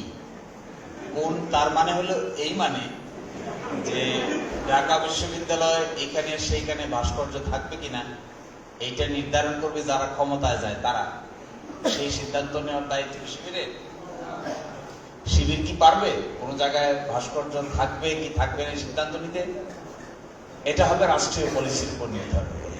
আর কোনটা ভাস্কর্য আর কোনটা মূর্তি, এই নিয়ে বিরাট বিস্তৃত আলাপ আলোচনা আছে। থিওলজিস্টদের মধ্যেও অনেক তফাৎ আছে, পার্থক্য আছে। এই জন্য যেহেতু ছাত্র শিবিরের সঙ্গে এটা প্রাসঙ্গিক নয়, সুতরাং এখানে সুনির্দিষ্ট স্ট্যান্ড নেওয়ার কোনো প্রয়োজনীয়তা আমি দেখছি না। তবে এতটুকু দেখছি, কোন রাজনৈতিক দল যদি ক্ষমতায় যায় তাহলে তারা রাষ্ট্রের পলিসি নির্ধারণ করবে, আর শিবিরের মূল কাজ হবে এই রাষ্ট্র সঠিকভাবে পরিচালনা করার জন্য উপযুক্ত ম্যান পাওয়ার সাপ্লাই। আমি ভিতরে আছি, সামনে একদম। অসংখ্য ধন্যবাদ। এখানে দাড়ি, টুপি, তারপর হচ্ছে প্যান্ট, কিছু সিমটমস নিয়ে কোশ্চেন করা হয়েছে। আমি প্রশ্নটা একটু কঠিন করতে চাই, সিমটমসকে না করে একেবারে এটা প্রিন্সিপালকে কোশ্চেন করতে চাই। যে থিওলজির ব্যাপারে আমি মির্জা গালিব ভাইয়ের কাছে প্রশ্নটি করবো। থিওলজির ব্যাপারে আসলে শিবির কোন স্কুল অফ থট ফলো করে বা এটা কিভাবে করে? এই যে রিলিজিয়াস মাসালাগুলোতে শিবির কতটুকু ফ্লেক্সিবিলিটি ছেড়ে দেয় অথবা কতটুকু লিমিটেশন দেয়, এটা একটু ক্লিয়ার করবেন কিনা? এখানে প্রশ্নটা আসে যে একটু ছাত্র শিবির ইসলামিক ইডিওলজি ফলো করে, একটা ইসলামী ছাত্র সংগঠন, কাজে তার কর্মী সমর্থক কিংবা মেম্বার যারা সদস্য তারা ইসলামী বিধিবিধান কতখানি পালন করবে। তো এখানে ইসলামের মধ্য থেকে কোশ্চেনটা তো ফিকের কোশ্চেন, হালাল হারাম, কোনটা ওয়াজিব, কোনটা সুন্নাহ, কোনটা মুস্তাহাব। এবং এইখানে ইসলামের যে ফিকি স্কুল, এটা তো একটা স্কুল না, মাল্টিপল স্কুল আছে, তাই না? এখানে হানাফি ফিকি স্কুল আছে, শাফি আছে, মালিকি আছে, হাম্বলি আছে। আকীদার ক্ষেত্রে 3টা ভিন্ন ভিন্ন স্কুল আছে, ইসলামের সুফি স্কুলের কিছু নর্ম আছে। আবার একই ফিকি স্কুলের মধ্যে ডিফারেন্ট যারা ইস্তেহাদ করছেন তাদের ইস্তেহাদে মত পার্থক্য আছে। যেমন কোনো একটা ইস্যুতে আপনি হানাফি ফিকের মধ্যে 2টা-3টা অপিনিয়ন পাবেন, মালিকি ফিকের মধ্যে 2টা-3টা অপিনিয়ন পাবেন। তো এখানে ছাত্র শিবির 2টা জিনিস ফলো করে। একটা হলো যে এই ডিফারেন্স অফ অপিনিয়নের মধ্যে কে কোনটা ফলো করবে সেটার ক্ষেত্রে শিবির কালেকটিভলি কোনো স্ট্যান্ড নেয় না। এখানে তার জনশক্তি স্বাধীনভাবে তার জাজমেন্ট ইউজ করে তার মতো করে তার ফিকি স্কুল ফলো করতে পারে, এটা হলো এক। এবং 2 হলো যে শিবির তার সাংগঠনিক বাধ্যবাধকতা এটাকে লিমিট করে ফরজ এবং ওয়াজিব যে জায়গায় একটা কমন আন্ডারস্ট্যান্ডিং আছে, ইখতিলাফ নাই, যে মত পার্থক্য ব্যতিরেকে সকল অধিকাংশ, অলমোস্ট অধিকাংশ মুস্তাহিদরা যেখানে এগ্রি করছেন যে এটা ফরজ, এটা ওয়াজিব, সেই জায়গাটাতে শিবির তার সাংগঠনিক বাধ্যবাধকতা দেয় তার জনশক্তির ব্যাপারে, বাইরের লোকদের ব্যাপারে না। আর যেখানে ইখতিলাফ আছে, যেখানে ভিন্ন ভিন্ন ফিকি অপিনিয়ন আছে, সেখানে শিবিরটা ওপেন করে রাখছে, তার জনশক্তি তার নিজের স্বাধীনতা দিয়ে, তার জাজমেন্ট দিয়ে তার মতো করে ডিসিশন নিবে যে কোন ফিকি স্কুল সে ফলো করবে, অথবা ডিফারেন্স অফ অপিনিয়নের ক্ষেত্রে কোন স্পেসিফিক ফিকি অপিনিয়ন। তার মানে শিবির তার ম্যান পাওয়ারের কাছ থেকে শুধুমাত্র ফরজ ওয়াজিব লঙ্ঘন না করা এবং কবিরা গুনাহ না করা এই কমিটমেন্টটাই নেই, বাকি ব্যাপারে তার উপর ছেড়ে দেয়, এরকম কিছু। বাকি জায়গায় শিবির মোটিভেশন করে, মোটিভেশন, কিন্তু সাংগঠনিক বাধ্যবাধকতার মধ্যে আনে না। তার মানে শিবিরের মনে করেন একটা শিবিরের সমাবেশে জনশক্তিরা প্রোগ্রাম করলো, তখন নামাজ পড়তে গেল, আপনি কি এটা বোঝাচ্ছেন যেখানে কেউ আমিন জোরে বলবে, কেউ আসতে বলবে, কেউ মানে 8 টাকা 12 টাকা 20 টাকা আরো স্পেসিফিকলি সব মতের মানুষের এখানে ইনক্লুড করবে? হ্যাঁ, আমি আরো স্পেসিফিকলি বলি যে ধরেন আমি শিবিরের মধ্যে একটা ইসলামিক প্রোগ্রাম করতেছি, সেখানে আমি নামাজের ফিক শেখাবো। তো সেখানে আমাদের পক্ষ থেকে কোনো স্ট্যান্ড থাকবে না যে আপনি স্পেসিফিকলি কোনটা শেখাবেন। এটা হচ্ছে আমাদের, আপনি যে আলেমকে এখানে ইনভাইট করবেন তিনি তার নলেজের জায়গা থেকে যদি আপনার 2 ভাবে যাইতে পারেন, সকল ফিকি স্কুলের মাসলা আনতে পারেন, অথবা মোস্ট কমন, অথবা উনি যেটাকে মোস্ট পারফেক্ট মনে করেন। এর ফলে আপনি দেখবেন যে শিবিরের লোকদের মধ্যে কেউ হানাফি ফিক ফলো করে, কাউকে আপনি আহলে হাদিসও পাবেন, যে দেয়ার আর ডিফারেন্ট স্কুল তারা ফলো করে। আমরা এটাকে কখনোই একটা স্পেসিফিক মনোপলির জায়গায় নিতে চাই। কি শিবিরের দুর্বলতা না শিবিরের স্ট্রেংথ? কি মনে হয়? অফকোর্স এটা স্ট্রেংথ। এর ফলে যেটা হচ্ছে সেটা হচ্ছে যে আমরা একটা জিনিসকে অনার করতেছি যে ইসলামের মধ্যে ফিকি ইখতিলাফের একটা বড় জায়গা আছে, তাই না? একটা হিস্টোরিক কারণ আছে যে কেন এটা ডেভেলপ করলো। এবং সেকেন্ড হলো যে আমরা সমাজের ভিন্ন ভিন্ন ফিকি স্কুলের মধ্যে লোকেদেরকে এখানে আনলাম, এখানে একটা ইনক্লুসিভিটি তৈরি হলো। অসংখ্য ধন্যবাদ। নিশ্চয়ই থিওলজির ব্যাপার প্রশ্নগুলো তাহলে এভাবেই আসবে, এবং শিবির যে ফ্লেক্সিবিলিটি দিচ্ছে, যে গালিবের বক্তব্য যেটা বুঝতে পারি সেটা হচ্ছে সেজন্যই বিভিন্ন ক্যাটাগরির লোকেরা শিবিরে একসাথে আসে এবং কমন কিছু সিমিলারিটিস থাকে। আমরা যাবো সাদিক তাইমের কাছে। আচ্ছা, ফরাদ, 1 মিনিট, আমার একটু চলে যেতে হবে, আমার আরেকটা প্রোগ্রাম আছে, আই অ্যাপোলোজাইজ। আর কালকে আবার আমার সকালে flight, will go back. So আমি জাস্ট 2 মিনিট একটু অ্যাডজাস্ট করে, যদি সবাই আমাকে এক্সকিউজ করে তাহলে চলে যাবো। প্রথম পয়েন্ট হলো, আমি ঢাকা বিশ্ববিদ্যালয়ের ছাত্র শিবিরকে ধন্যবাদ জানাই আজকের এই প্রোগ্রাম আয়োজন করার জন্য। সাধারণ ছাত্রদের সামনে এসে একটি ছাত্র সংগঠন তার রাজনৈতিক কার্যক্রমের বর্ণনা দিবে, তার ব্যাপারে যে প্রশ্ন তার উত্তর দিবে, এর মধ্য দিয়ে 2টা জিনিস হবে, একটা অ্যাকাউন্টেবিলিটি তৈরি হবে এবং আরেকটা হচ্ছে একটা ব্যালেন্স তৈরি হবে। যে শিবিরের কার্যক্রমের মধ্যে কোথাও যদি ত্রুটি থাকে তাহলে একটা সেলফ রিফ্লেকশন যেন আমরা দেখতে পাই। তো এই উদ্যোগগুলো আরো বেশি বেশি হওয়া প্রয়োজন। যে বিশ্ববিদ্যালয়ে একটা গণতান্ত্রিক পরিবেশ থাকা দরকার, একটা ইন্টেলেকচুয়াল পরিবেশ থাকা দরকার, যেখানে আমার কাজকে, আমার ছাত্র সংগঠনের কাজকে চ্যালেঞ্জ করা হবে। আমরা এই সামগ্রিক পরিবেশের মধ্য দিয়ে আমাদের ত্রুটি এবং বিচ্যুতি এটাকে অতিক্রম করে আমরা একটা ভালো জায়গায় যাব। তো আমি ফার্স্ট থ্যাংক ইউ, এটা একটা অসাধারণ আয়োজন, ছাত্রছাত্রীদের মধ্যে যারা অংশগ্রহণ করছেন তাদেরকে আমি ধন্যবাদ জানাচ্ছি, এবং আমি আশা করবো যে ছাত্র শিবির এটি কন্টিনিউ করবে, এবং আমি অন্যান্য ছাত্র সংগঠনকেও এনকারেজ করবো যে তাদেরও এই জাতীয় প্রোগ্রাম করা উচিত, যাতে করে সাধারণ ছাত্রদের কাছে কালেকটিভলি আমাদের ছাত্র সংগঠনগুলোর একটি জবাবদিহিতা থাকে। বিশ্ববিদ্যালয়ে যদি একটা ছাত্র সংগঠন ভালো রাজনীতি করে আর বাকি সবাই বাজে রাজনীতি করে, এটার মধ্যে দিয়ে কালেকটিভলি ছাত্র রাজনীতির যেই এনভায়রনমেন্ট সেটি ভালো হবে না। আমরা তখনই একটা ভালো জায়গায় যেতে পারবো যখন সকল ছাত্র সংগঠন একটা মিনিমাম থ্রেশহোল্ড ক্রস করবে, তারপর তাদের মধ্যে কম্পিটিশন হবে, এবং সেই কম্পিটিশনটা একটা ফেয়ার প্লে হতে হবে, একটা রেসপেক্টেবল প্লে হতে হবে। তো এই যে কালেকটিভলি সকল ছাত্র সংগঠন একটা মিনিমাম থ্রেশহোল্ড অতিক্রম করবে, এই জায়গায় আমাদের সবার দায়িত্ব আছে। ছাত্র সংগঠন হিসেবে দায়িত্ব আছে, সাধারণ ছাত্র হিসেবে দায়িত্ব আছে, বিশ্ববিদ্যালয়ের শিক্ষক হিসেবে দায়িত্ব আছে, বিশ্ববিদ্যালয়ের অ্যালামনাই হিসেবে আমাদের দায়িত্ব আছে। আমি আশা করবো যে আমরা সবাই এই দায়িত্ব পালন করব, এবং আমরা এই জুলাই যে গণ অভ্যুত্থান এর স্পিরিটকে ধারণ করে আগামী দিনে সকল বিশ্ববিদ্যালয় ক্যাম্পাসে এবং আমাদের জাতীয় রাজনীতিতে আমরা একটি জাতীয় ঐক্যের পরিবেশ এবং একটি ভালো গণতান্ত্রিক পরিবেশ পাবো। এই আশাবাদ ব্যক্ত করে আমি শেষ করছি। সবাইকে ধন্যবাদ। আল্লাহ হাফেজ। আসসালামু আলাইকুম। অসংখ্য ধন্যবাদ জানাচ্ছি মির্জা গালিবকে।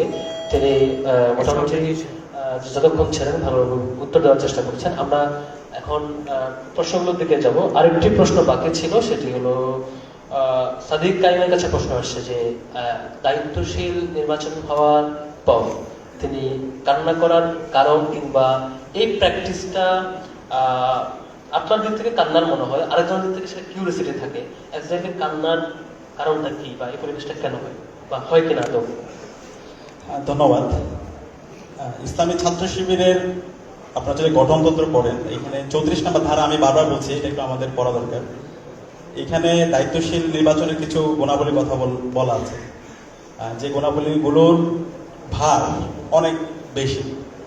কেউ যদি শিবিরের নেতা নির্বাচিত হয়, তাকে এই গুণাবলীগুলো থাকতে হবে, তাকে আমানতদার হতে হবে, তাকে যোগ্য হইতে হবে, তাকে হচ্ছে দায়িত্বের অনুভূতি সম্পন্ন হইতে হবে, অনেকগুলো গুণাবলীর কথা এখানে উল্লেখ আছে। তো এই যে দায়িত্বটাকে আমরা একটা আমানত হিসেবে মনে করি, তো আমরা প্রত্যেকে মনে করি আমাদের যে যোগ্যতা, সেই যোগ্যতায় ঘাটতি আছে। তো এত বড় দায়িত্ব যখন আমার কাছে চলে আসছে, আমি কি আসলে পারবো কিনা, মানে আমরা সেই ইন্টারাপ্ট করবো। সেটা হচ্ছে দায়িত্বের ভার কি এরকম যে আপনাকে কিছু কাজ করতে হয়, খুবই কমপ্লেক্স কাজ, টাকা উঠাইতে হয় স্বাভাবিকদের কাছ থেকে, এটা আবার খরচ করতে হয়, আবার অডিট করতে হয়, আবার যেটা আমার যা আসছে, আবার এগুলোর আবার রেগুলার প্রোগ্রামে আপনাকে প্রশ্নের মুখোমুখি হইতে হয়, এই জন্য এটা ভারী মনে করেন? নাকি এখানে আপনার কাছে রিসোর্স এবং এটার ইউটিলাইজেশন নিয়ে আপনার কোনো ফিউচার জবাবদিহিতার কারণে ভারী মনে করেন? এটার কারণ কোনটা? দুটাই। একটা হচ্ছে এখানে হলিস্টিক কাজ, এবং এটার যে রিসোর্স ইউটিলাইজেশন, দুইটার জন্য আমি অ্যাপ্রোপ্রিয়েট কিনা, এই সামগ্রিক ভাবনাগুলোর কারণে এটা হচ্ছে নিজের কাছে অনেক বেশি ভার মনে হয়। সেই জায়গা থেকে আমাদের এখানে যখন দায়িত্ব আসে, সে অনেক বেশি ইমোশনাল হয়ে যায়। দায়িত্বটার যথাযথ আমানত সে পালন করতে পারবে কিনা, কারণ যেহেতু এখানে ব্যক্তির তার কোনো চাওয়া পাওয়া নাই, তার চাওয়া পাওয়া হচ্ছে সে যে অবস্থায় রিসোর্সটাকে পেয়েছে সেটার প্রপার ইউটিলাইজেশন সে করতে পারবে কিনা। সেই সেন্সিটিভিটি থেকে, সে আমানতদারিতা থেকে তার কাছে এটা অনেক বড় বোঝা মনে হয়। তো সেই জায়গা থেকে সে অনেক বেশি ইমোশনাল হয়ে যায়। তো যেহেতু এখানে আমাদের যে শিবিরের যে রাজনৈতিক আমাদের যে এখানকার সৌন্দর্য, এখানে আমরা কেউ শিবির থেকে নেওয়ার জন্য আসি না। আমি যে অন্যান্য ছাত্র সংগঠন যেটা হয়, কেউ যদি একটা পদ পাই, তার অনেক পারপাস থাকে, আমি এর মাধ্যমে এই জিনিসগুলো অর্জন করবো, অথবা আমার এই হচ্ছে জিনিসগুলো আসবে। কিন্তু শিবির আমরা এখানে দেওয়ার জন্য আসি। আমি এখানে শিবিরের পদ পদবি দিয়ে আমি এটা করবো ওইটা করবো, এই গেম করা আমাদের পারপাস থাকে না। তার মানে এখানে আপনারা একটা অর্গানাইজেশনাল কালচার ডেভেলপ করছেন, যেটা একটু নিউ থিং আমাদের কাছে, বাট এটা আপনারা এটা প্র্যাকটিস করতে পারেন ভালো। ওকে, আমরা সেভাবে ধরে দিচ্ছি। আমরা অডিয়েন্সের কাছে এই পাশটাতে এখন যাবো, তবে তার আগে লাস্ট প্রশ্ন, সেটা হচ্ছে শিশির মনিরের কাছে। সে যিনি, ওনার কাছে প্রশ্ন আসছে যে ব্যক্তির দায় সংগঠনের উপর আসবে না, সেক্ষেত্রে ফেসিবাদের ব্যাখ্যা করতেন। এখন কোন প্যারামিটার থাকলে ব্যক্তির ভালো ক্রিয়েটিভ সংগঠন নিবে, আবার কোন প্যারামিটার থাকলে ব্যক্তির খারাপ জিনিস সংগঠন নিবে না। এটা কি এমন যে হচ্ছে আপনি বলতে চাবেন একটু পরে যে হচ্ছে সংগঠন তার সাংগঠনিক সিদ্ধান্তে এটা করে নাই সেজন্য দায় নিচ্ছে না, আর ভালোটা সাংগঠনিক সিদ্ধান্ত নিচ্ছে, এমন কিছু? হ্যাঁ হ্যাঁ, এটা ভেরি কমপ্লেক্স লিগেল জুরিসপ্রুডেন্স। যেমন ধরুন, এই জুলাই বিপ্লবের সময় একজন শাহবাগ থানার ওসি সে গুলি করেছে, তার এই গুলির জন্য আমরা ঢাকা মহানগর ডিএমপি কমিশনারকে লায়াবল করতে পারবো কি? আর ঢাকা মহানগর ডিএমপি কমিশনারকে যদি লায়াবল করি, তাহলে তার উপরে ইন্সপেক্টর জেনারেল অফ পুলিশকে আমরা লায়াবল করতে পারবো না। হ্যাঁ, আইনে বলছে এটা করা যাবে যদি একটা কমান্ড স্ট্রাকচার এস্টাবলিশ করা যায়। কমান্ড স্ট্রাকচার অর্থাৎ ঢাকা শাহবাগের ওসি যে গুলি করেছেন, এই গুলিটার ডিসিশনটা হয়েছে ইন্সপেক্টর জেনারেল অফ পুলিশের অফিসে। That instruction was given to the DMP commissioner, and that instruction was subsequently relayed to the Shahbag police station. তাহলে শাহবাগ পুলিশ স্টেশনের কোনো পুলিশ অথবা কোনো অফিসার যদি গুলি করে থাকে, তাহলে তার জন্য inspector general of police will be held responsible. এটা হলো কমান্ড স্ট্রাকচারের মধ্যে যদি থাকে, আর কমান্ড স্ট্রাকচারের মধ্যে ইনস্ট্রাকশনের কারণে যদি হয়ে থাকে, তাহলে এই লায়াবিলিটিটা বর্তাবে শুধুমাত্র ওই ব্যক্তির উপরে না, তখন লায়াবিলিটিটা বর্তাবে তার হায়ারার্কির উপরে। তাহলে প্রশ্ন দাঁড়ালো, কোন একটা রাজনৈতিক দল যদি এরকম সিদ্ধান্ত নেয়, কোন একটা সরকার যদি এরকম সিদ্ধান্ত নেয় যে ছাত্রদেরকে যে কোনো মূল্যে কন্ট্রোল করতে হবে, গুলি করে, স্নাইপার দিয়ে গুলি করে হলে কন্ট্রোল করতে হবে, তাহলে এই সিদ্ধান্তটা যদি মন্ত্রী পরিষদে হয়ে থাকে, তাহলে মন্ত্রী পরিষদের every person will be similarly liable, যেমন করে একজন ওসি গুলি করেছে, একই লায়াবিলিটি হবে না। তাহলে এখানে দাঁড়াবে, এখন দেখতে হবে যে ছাত্র শিবির যদি এমন কোন সিদ্ধান্ত নেয় যা সেন্ট্রালি একটা ডিসিশন নিল, এই ডিসিশনটা ঢাকা বিশ্ববিদ্যালয়ে কমিউনিকেটেড হলো, ঢাকা বিশ্ববিদ্যালয়ের রেফারমেন্ট হলো একটা অফেন্স হলো, তাহলে এই অফেন্সের দায়িত্ব নিতে হবে ঢাকা বিশ্ববিদ্যালয়ের শিবিরকে, তার দায়িত্ব নিতে হবে কেন্দ্রীয় শিবিরকে। কিন্তু তা যদি না হয়ে থাকে, কোন একটা ইন্ডিভিজুয়াল ব্যক্তি যদি ইন্ডিভিজুয়াল অফেন্স করে থাকে, তাহলে তার দায়িত্ব নিশ্চয়ই টোটাল শিবিরের উপর বর্তানো ঠিক হবে না, টোটাল সরকারের উপর বর্তানো ঠিক হবে না। এবং উনি বলছেন যে অন্যান্য দলেরাও একই কাজ করে থাকে।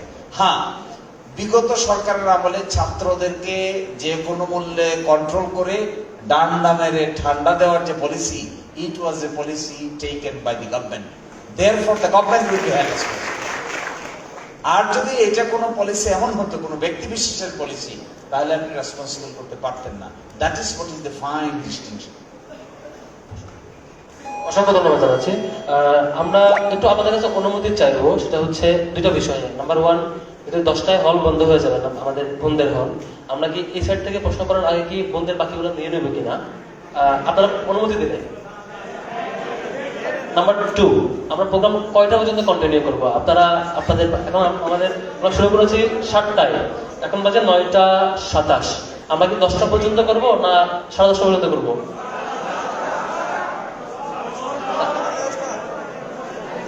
তাহলে আমি একটা প্রিন্সিপাল ধরে দিই, আমরা প্রিন্সিপাল ধরে দিই, আমরা সিমটমস বেসিসে প্রশ্ন নিব না, আমরা প্রিন্সিপাল বেসিসে প্রশ্ন নিব। আপনি প্রিন্সিপালকে কোশ্চেন করবেন, এটা কেন হয় নাই, ওটা কেন হয়েছে নাই। ছোট ছোট ঘটনা বেসিসে প্রশ্ন করলে যে ঘটনাটা 2 ইয়ার্স পরে কোনো ভ্যালু অ্যাড করে না, রেদার আপনি কোশ্চেন করবেন শিবিরের রেগুলার অর্গানাইজেশন ফ্রেমকে, একদম প্রিন্সিপালকে কোশ্চেন করবেন, যেটা শিবির ওন করে, শিবির প্র্যাকটিস করে এবং বক্তারা এটাকে বাইপাস করতে পারবেন, এমন কোশ্চেন করবেন।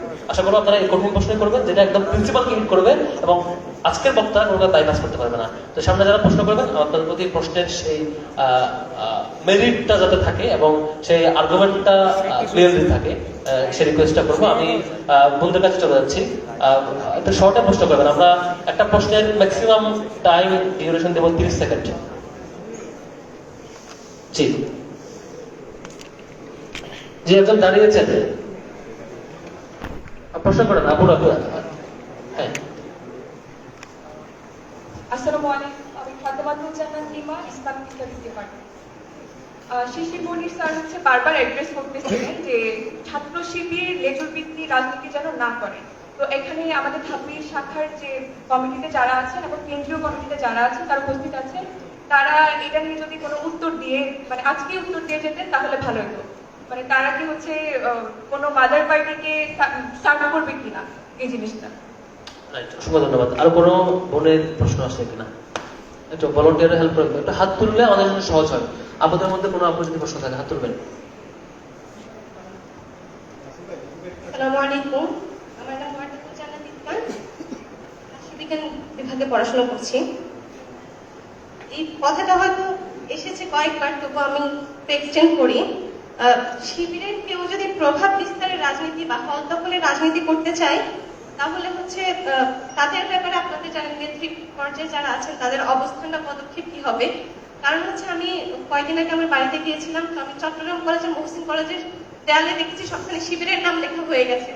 এখন তো তারা এখন ক্ষমতায় আসেনি, ক্ষমতায় আসলে কি তারা এ ধরনের কোনো তার সুযোগের অপব্যবহার করে রাজনীতি মানে করার সুযোগ আছে কিনা? ধন্যবাদ। অসংখ্য ধন্যবাদ। আর কোনো বোনের প্রশ্ন আছে কিনা? একটা হাত তুললে সহযোগিতা হয় একটু প্লিজ। তেমন কেউ যেহেতু নাই, আমি আরেকটা কোয়েশ্চেন করি। আমরা যদিও আমাদের প্রিন্সিপাল ছিল একটা প্রশ্ন করবে, এরপরে আপনার সমানার্থে আমরা প্রশ্ন দিচ্ছি। ধন্যবাদ। আমাদের হচ্ছে মানে ক্যাম্পাস কেন্দ্রিক চিন্তা ভাবনা করলে যে ক্যাম্পাসগুলোতে হল আছে, রানিং রাজনীতি যারা করে, যারা পাওয়ার প্র্যাকটিসে থাকে না, মানে গভর্নমেন্টে থাকে না, তারা হলে থাকতে পারে না। তো সেই ক্ষেত্রে শিবিরের মানুষজন হলে থাকে, ইভেন হচ্ছে ছাত্রলীগের পোস্টেডও আমরা পেয়েছি। তো শিবির যে হচ্ছে হলে থাকে, সেক্ষেত্রে আমরা দেখি যে একটু আগে বলা হয়েছে ছাত্র শিবির হচ্ছে খুব ভালো কাজ করে, এটা নিয়ে ট্যাগ দিলে সমস্যা নেই। কিন্তু আমরা তো দেখি যে অন্যান্য কাজগুলোতেও বলে, যেমন হচ্ছে জঙ্গি তৎপরতা, আগুন সন্ত্রাস বা যেটাই হোক, সেটাও কিন্তু শিবিরের সাথে ট্যাগ করেই হচ্ছে বলে। তো সেই ক্ষেত্রে হচ্ছে মানে ভালো খারাপকে আমি যাচ করতেছি না, ওই ক্ষেত্রে হলে থাকার দরুন, যেমন আমরা ধরকা বা আমাদের ছেলেদের হলগুলোতে মাঝে মাঝে দেখা গেছে পুরা রাত নির্যাতন করে সকালে হল থেকে বের করে দেওয়া হয়েছে। তো শিবির যেহেতু ছিল হলে, সেক্ষেত্রে তাদের ভূমিকা কি ছিল? আবার এক্স্যাক্টলি আপনারা বলছেন শিবিরের অনেকে যেহেতু হলে ছিল, শিবির সন্দেহ কাউকে টর্চার করা হতো, শিবিরের ভূমিকাতে ছিল। এক্স্যাক্টলি তাই? ওকে, আর কোনো বোনের প্রশ্ন আছে কিনা? হাত তুলবেন প্লিজ, কোনো বোনের প্রশ্ন থাকলে একটা হাত তুলবেন। ওকে, আমরা সম্ভবত এটি শেষ প্রশ্ন, আমরা একসাথে হাত তুলতে চাই, এরপর আর কারো প্রশ্ন নতুন করে দেবো না। আর কোনো বোনের প্রশ্ন আছে? একটা হাত তুলবেন, এটা সর্বশেষ প্রশ্ন। জি আচ্ছা, আসসালামু আলাইকুম, আমি উমেন ডিপার্টমেন্ট। আমার কোশ্চেন ছিল, শিবির তো হচ্ছে কি ইসলামিক মতাদর্শ হচ্ছে কি মানে পালন করে, তো তাহলে হচ্ছে কি গণতান্ত্রিক ব্যাপারটা নিয়ে হচ্ছে কি আপনাদের মতামতটা হচ্ছে কি কি? কারণ সেটা তো হচ্ছে কি ইসলামে হচ্ছে কি জায়েজ না, গণতান্ত্রিক তো হচ্ছে কুফরের মতো হচ্ছে কি করে, আপনাদের মত কি? আর সংস্থার যে ব্যাপারটা, ছাত্রী সংস্থা মানে কি ধরনের আপনাদের কি কোনো রাজনীতি ইসলামে হচ্ছে কি রাজনৈতিক?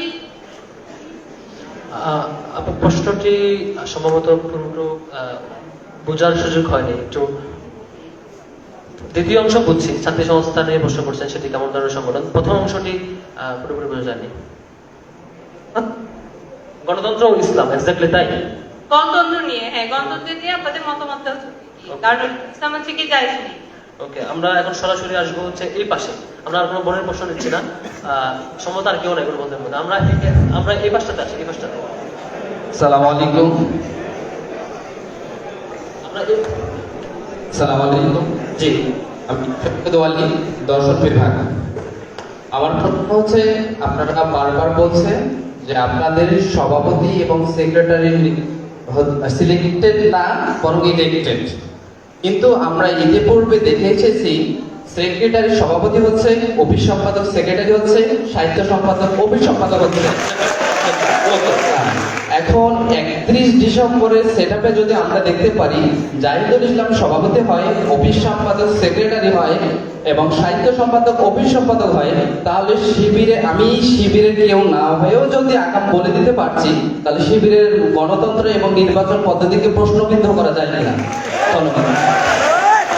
তারা একটা প্রশ্ন করেছেন, আমি এরপরে এই পাশটাতে আমরা এই পাশটাতে জি ভলান্টিয়াররা যারা দিচ্ছেন একটু সব পাশ থেকে যাতে রিপ্রেজেন্টেশন থাকে একটু চেষ্টা করবেন। আসসালামু আলাইকুম, আমি ফজল রাব্বি, ইন্টারন্যাশনাল বিজনেস ডিপার্টমেন্ট। আমি গতকাল শিক্ষার্থী সংসদে একটা স্লিপ দেখলাম যে আপনারা 2006 সালে ঠিক এরকম ভাবে প্রোগ্রাম করছিলেন এবং মির্জা কাদির ভাই, ভরত ভাইয়ের পজিশনে ছিলেন। তো তো আমরা দেখছিলাম যে আপনারা এরকম ব্রিলিয়ান্স করছেন, তারপরে সায়েন্স ফেস্টিভ্যাল সবকিছুই করছেন, এবং 2009 সালের আগে পর্যন্ত আপনাদের সেরকমভাবে অপারেশনের কাছাকাছি রাখা হয়নি। কিন্তু আপনাদেরকে যখন অপারেশন করা হইলো, তাহলে এখন যেমন আপনারা হাইপ দেখতে পাচ্ছি যে সবাই আপনাদেরকে পছন্দ করে, তখন নিশ্চয়ই এরকম একটা অবস্থান ছিল। কিন্তু আপনারা যখন এটা হারানো শুরু করলেন, সাধারণ স্টুডেন্ট এবং জনতা আপনাদের পাশে এসে কেন দাঁড়ায়নি? আপনারা কি এমন ভুল করছিলেন না আপনাদের কোনো মিস্টেক ছিল কিনা, এবং আপনারা এটা আইডেন্টিফাই করতে পারছেন কিনা যে আপনারা আবার ভালো পজিশনে আছেন, এটা আবার হারাই ফেলবেন কিনা, বা এটা শুধুমাত্র ভাসমান কিছু কিনা, বা সারফেস লেভেলে কিছু কিনা, বা মানুষ আপনাদেরকে হৃদয় থেকে গ্রহণ করে না কেন, বা কিভাবে করতে পারে, এরকম কোনো প্ল্যান আপনাদের আছে কিনা? ধন্যবাদ। জি, আমরা উত্তরে যাবো, তার আগে সর্বশেষ প্রশ্ন নেবো এখান থেকে, মাঝখান থেকে, এই পাশ থেকে, মাঝখানে এখান থেকে। আসসালামু আলাইকুম, আমি ডন Mohammad Azim, Arabic language and culture department থেকে। আমার প্রশ্নটা হচ্ছে, শিবির কি আসলে একটি ইসলামী সংগঠন? কারণ ইনস্ট্যান্ট স্টেজের মধ্যে রানিং 4 জন ছাত্র নেতা, কিন্তু একজনকেও দেখে বোঝার উপায় নেই যে আপনারা এখন একটা ইসলামী সংগঠনের লিডার। এখন এই ক্ষেত্রে দায়িত্ব নিয়ে যে প্রশ্নটা কিছুক্ষণ আগে আসছে, তো সেটা যে উত্তরটা দিচ্ছেন সেটা আমাদের মনোভূত হয়নি। কারণ দাড়ি, টুপি এবং যে টাকনুর যে বিষয়টা, এটা নিয়ে কিন্তু আসলে কোনো মাঝাবে কোনো পার্থক্য নাই। এটা আমরা যেখানে রাজনীতি করছি, এটা ভারতীয় উপমহাদেশে ইসলাম জি, শোনা যায় আপনার প্রশ্ন বুঝছি আসলে। ভারতীয় উপমহাদেশের ইসলাম পন্থা মানেই কিন্তু এটা চলে আসে। এখন এখানে যদি আমরা মিশরের উদাহরণ দিই, সেটা তো হয় না। এটা একটা বিষয়। এক্স্যাক্টলি কোশ্চেন কোনটা, মানে এক্স্যাক্টলি কোশ্চেন হলো এটা যে ইসলামী সংগঠন কিনা, শরিয়ার ক্ষেত্রে কেমন প্র্যাকটিস করে, সেই ক্ষেত্রে এটা আমি আরেকটু স্পেসিফিক করি যে আপনারা স্টেজে যে 4 জন আছেন রানিং ছাত্র নেতা, আমি তৃণমূলের কথা বাদ দিই, তৃণমূলে তারা অনেক কিছু না জানতে পারে, কিন্তু আপনাদের সমস্যাটা কোথায়? আপনাদের মধ্যে লেবাসটা নেই। এক্স্যাক্টলি আপনি মিন করছেন, এটা ইসলামিক ফ্রেমের একটা মানে ফেসিয়াল রূপ থাকতে হয়। সেই অ্যাওয়ারনেসটা কেন আপনাদের এরকম দেয়? শিওর আপনার প্রশ্নটি নিচ্ছি, আমরা সরাসরি উত্তরে যাব। এখন যারা প্রশ্ন করার জন্য রেডি হচ্ছে তারা রেডি থাকেন, তবে আমরা 30 সেকেন্ডের বেশি করে টাইম দিব না কোনো প্রশ্নে। এজন্য আপনি এক্স্যাক্টলি কোন লাইনটা করলে প্রশ্নটা বোঝা যায় সেভাবে প্রশ্ন দিন। আমরা উত্তরে যাব। সর্বপ্রথম আমি জাহিদুল ইসলাম ভাইয়ের কাছে যাবো, যে হল দখলের রাজনীতি আপনারা করতে চান না, করবেন না। চট্টগ্রাম কলেজে আপনাদের নাম, দেওয়ালের নাম সাটানো আছে, চিকামারা আছে, এটা কি আপনার দখলদারিত্বের রাজনীতি কিনা, বা দখলদারিত্বের ফাংশনটা কেমন এক্স্যাক্টলি, এটা প্রশ্ন আসছে, এটা উত্তর দেবেন। আচ্ছা, চিটং এর হল দখলের করেছেন অভিযোগ আর প্রমাণ দিয়েছেন হচ্ছে ওয়ালে রাইটিং। আমি বুঝলাম না দুইটার সাথে, অভিযোগ আর প্রমাণের সাথে মিলটা কতটুকু সঙ্গতিপূর্ণ। তো আমি আপনাকে বলি যে 5 তারিখ তো আমরা আলহামদুলিল্লাহ এখানে সবাই সাক্ষী। 5 তারিখ সারাদিন কি ঘটেছে, তো 5 তারিখ রাত 12টায় আমরা আমাদের সকল শাখাগুলোকে নিয়ে অনলাইনে মিটিং করেছিলাম, এবং সেখানে আমরা স্পষ্ট নির্দেশনা দিয়েছিলাম কোনো ধরনের মিছিল, কোনো ধরনের শোডাউন, কোনো ধরনের হল দখল, কোনো ক্যাম্পাস দখল, এটা যে শাখা করবেন, যারা করবেন তাদের বিরুদ্ধে আমরা ব্যবস্থা নেব। আমি জানি না এই ধরনের ডিসিশন কোনো ছাত্র সংগঠন দাবি করতে পারবে কিনা যে এই ডিসিশন বা এই নির্দেশনা তারা তাদেরকে দিয়েছে। আমরা দিয়েছি, আলহামদুলিল্লাহ সেটা আমরা পেরেছিও। এখন চিটং এর প্রশ্নটা আসছেন, এখানে যারা চিটং এর আছেন বাসিন্দা, এনারা যেটা হয় জেনেটিক্যালি একটু বিপ্লবী চেতনাধারী হয়। ওকে, মানে কাউকে কেয়ার করতে চান না, আর নির্যাতিত জুলুম চিটাগাংয়ে বেশি হয়েছে। সবকিছু মিলে তাদের একটা প্রবণতা আছে, কিন্তু আমি বলছি না যে এই প্রবণতাটা আপনি যে অভিযোগ করেছেন সেটার সাথে প্রুফড না, সেটা কখনোই প্রুফ না। আমরা সেটাকে কন্ট্রোল করার চেষ্টা করেছি, এবং এখন পর্যন্ত আলহামদুলিল্লাহ চিটাগাং কলেজ, মহসিন কলেজ সবগুলোতেই ছাত্র শিবির কখনো দখল বা এ ধরনের রাজনীতি করছে না। আমি এটা দায় নিয়ে বলছি আপনাকে।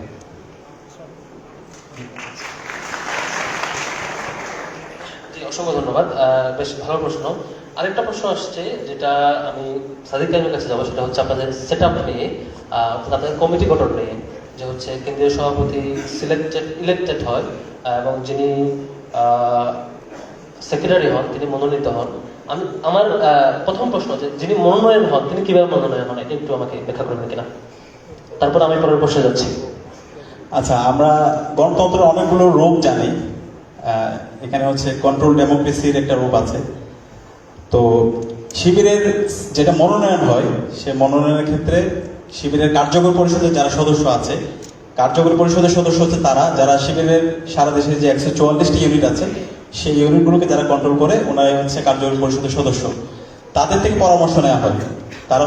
তারা সারা দেশে সফর করে সারা দেশের সদস্য জনশক্তি সর্বপর্যায়ের জনশক্তিদের চাওয়া পাওয়া, তাদের প্রত্যাশা, তাদের ধারণা সবকিছুর ব্যাপারে তাদের সম্যক ধারণা থাকে।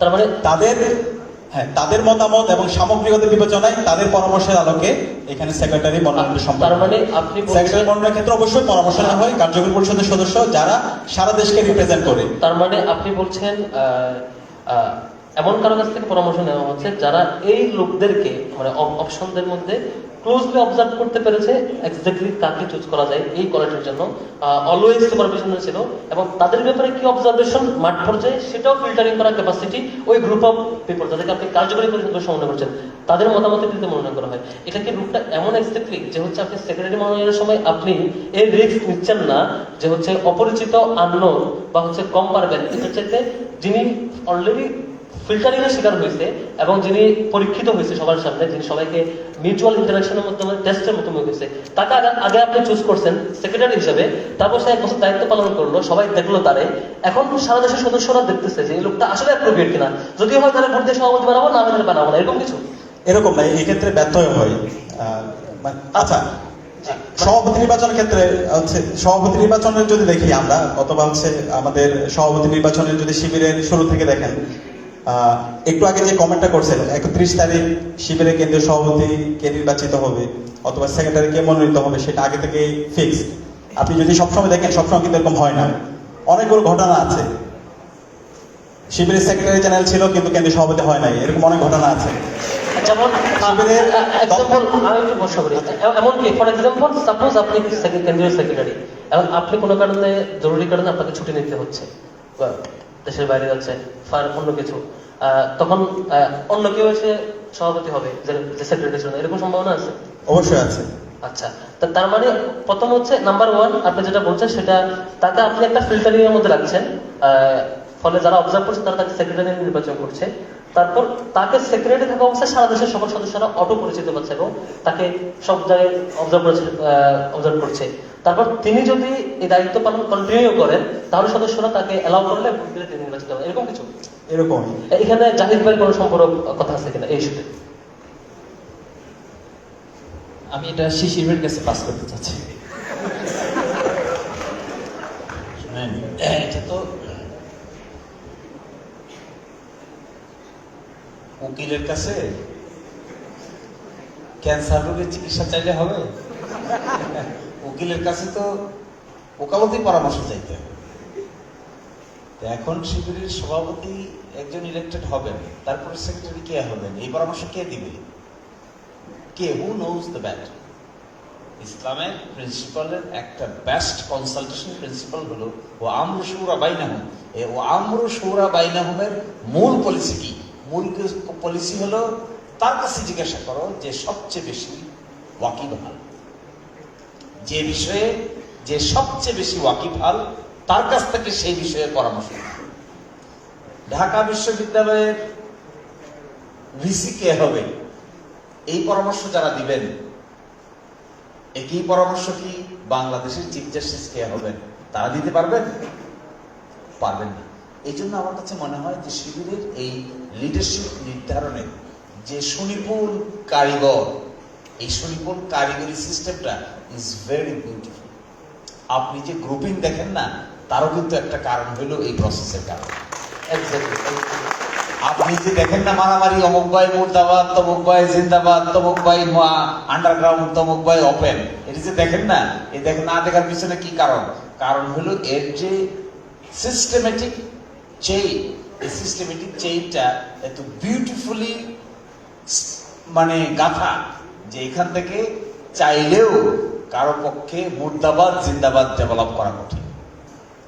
এখন কেউ যদি বলে যে ও মুখ দল, তো মুখ দলকে দেখছি ভাই মুর্দাবাদ জিন্দাবাদ করতে করতে জীবন শেষ, ও গিয়া দেখেন তো এই বিউটিফুলি গাথা সিস্টেমটা ফলো করে কিনা, তার রেজাল্ট হিসেবেই তো মুর্দাবাদ জিন্দাবাদ। এই জন্যই যে এই সিস্টেমটা এখানে করা হয়েছে, এই সিস্টেমটা স্পেশাল, অর্গ্যানিক এন্ড স্পেশাল।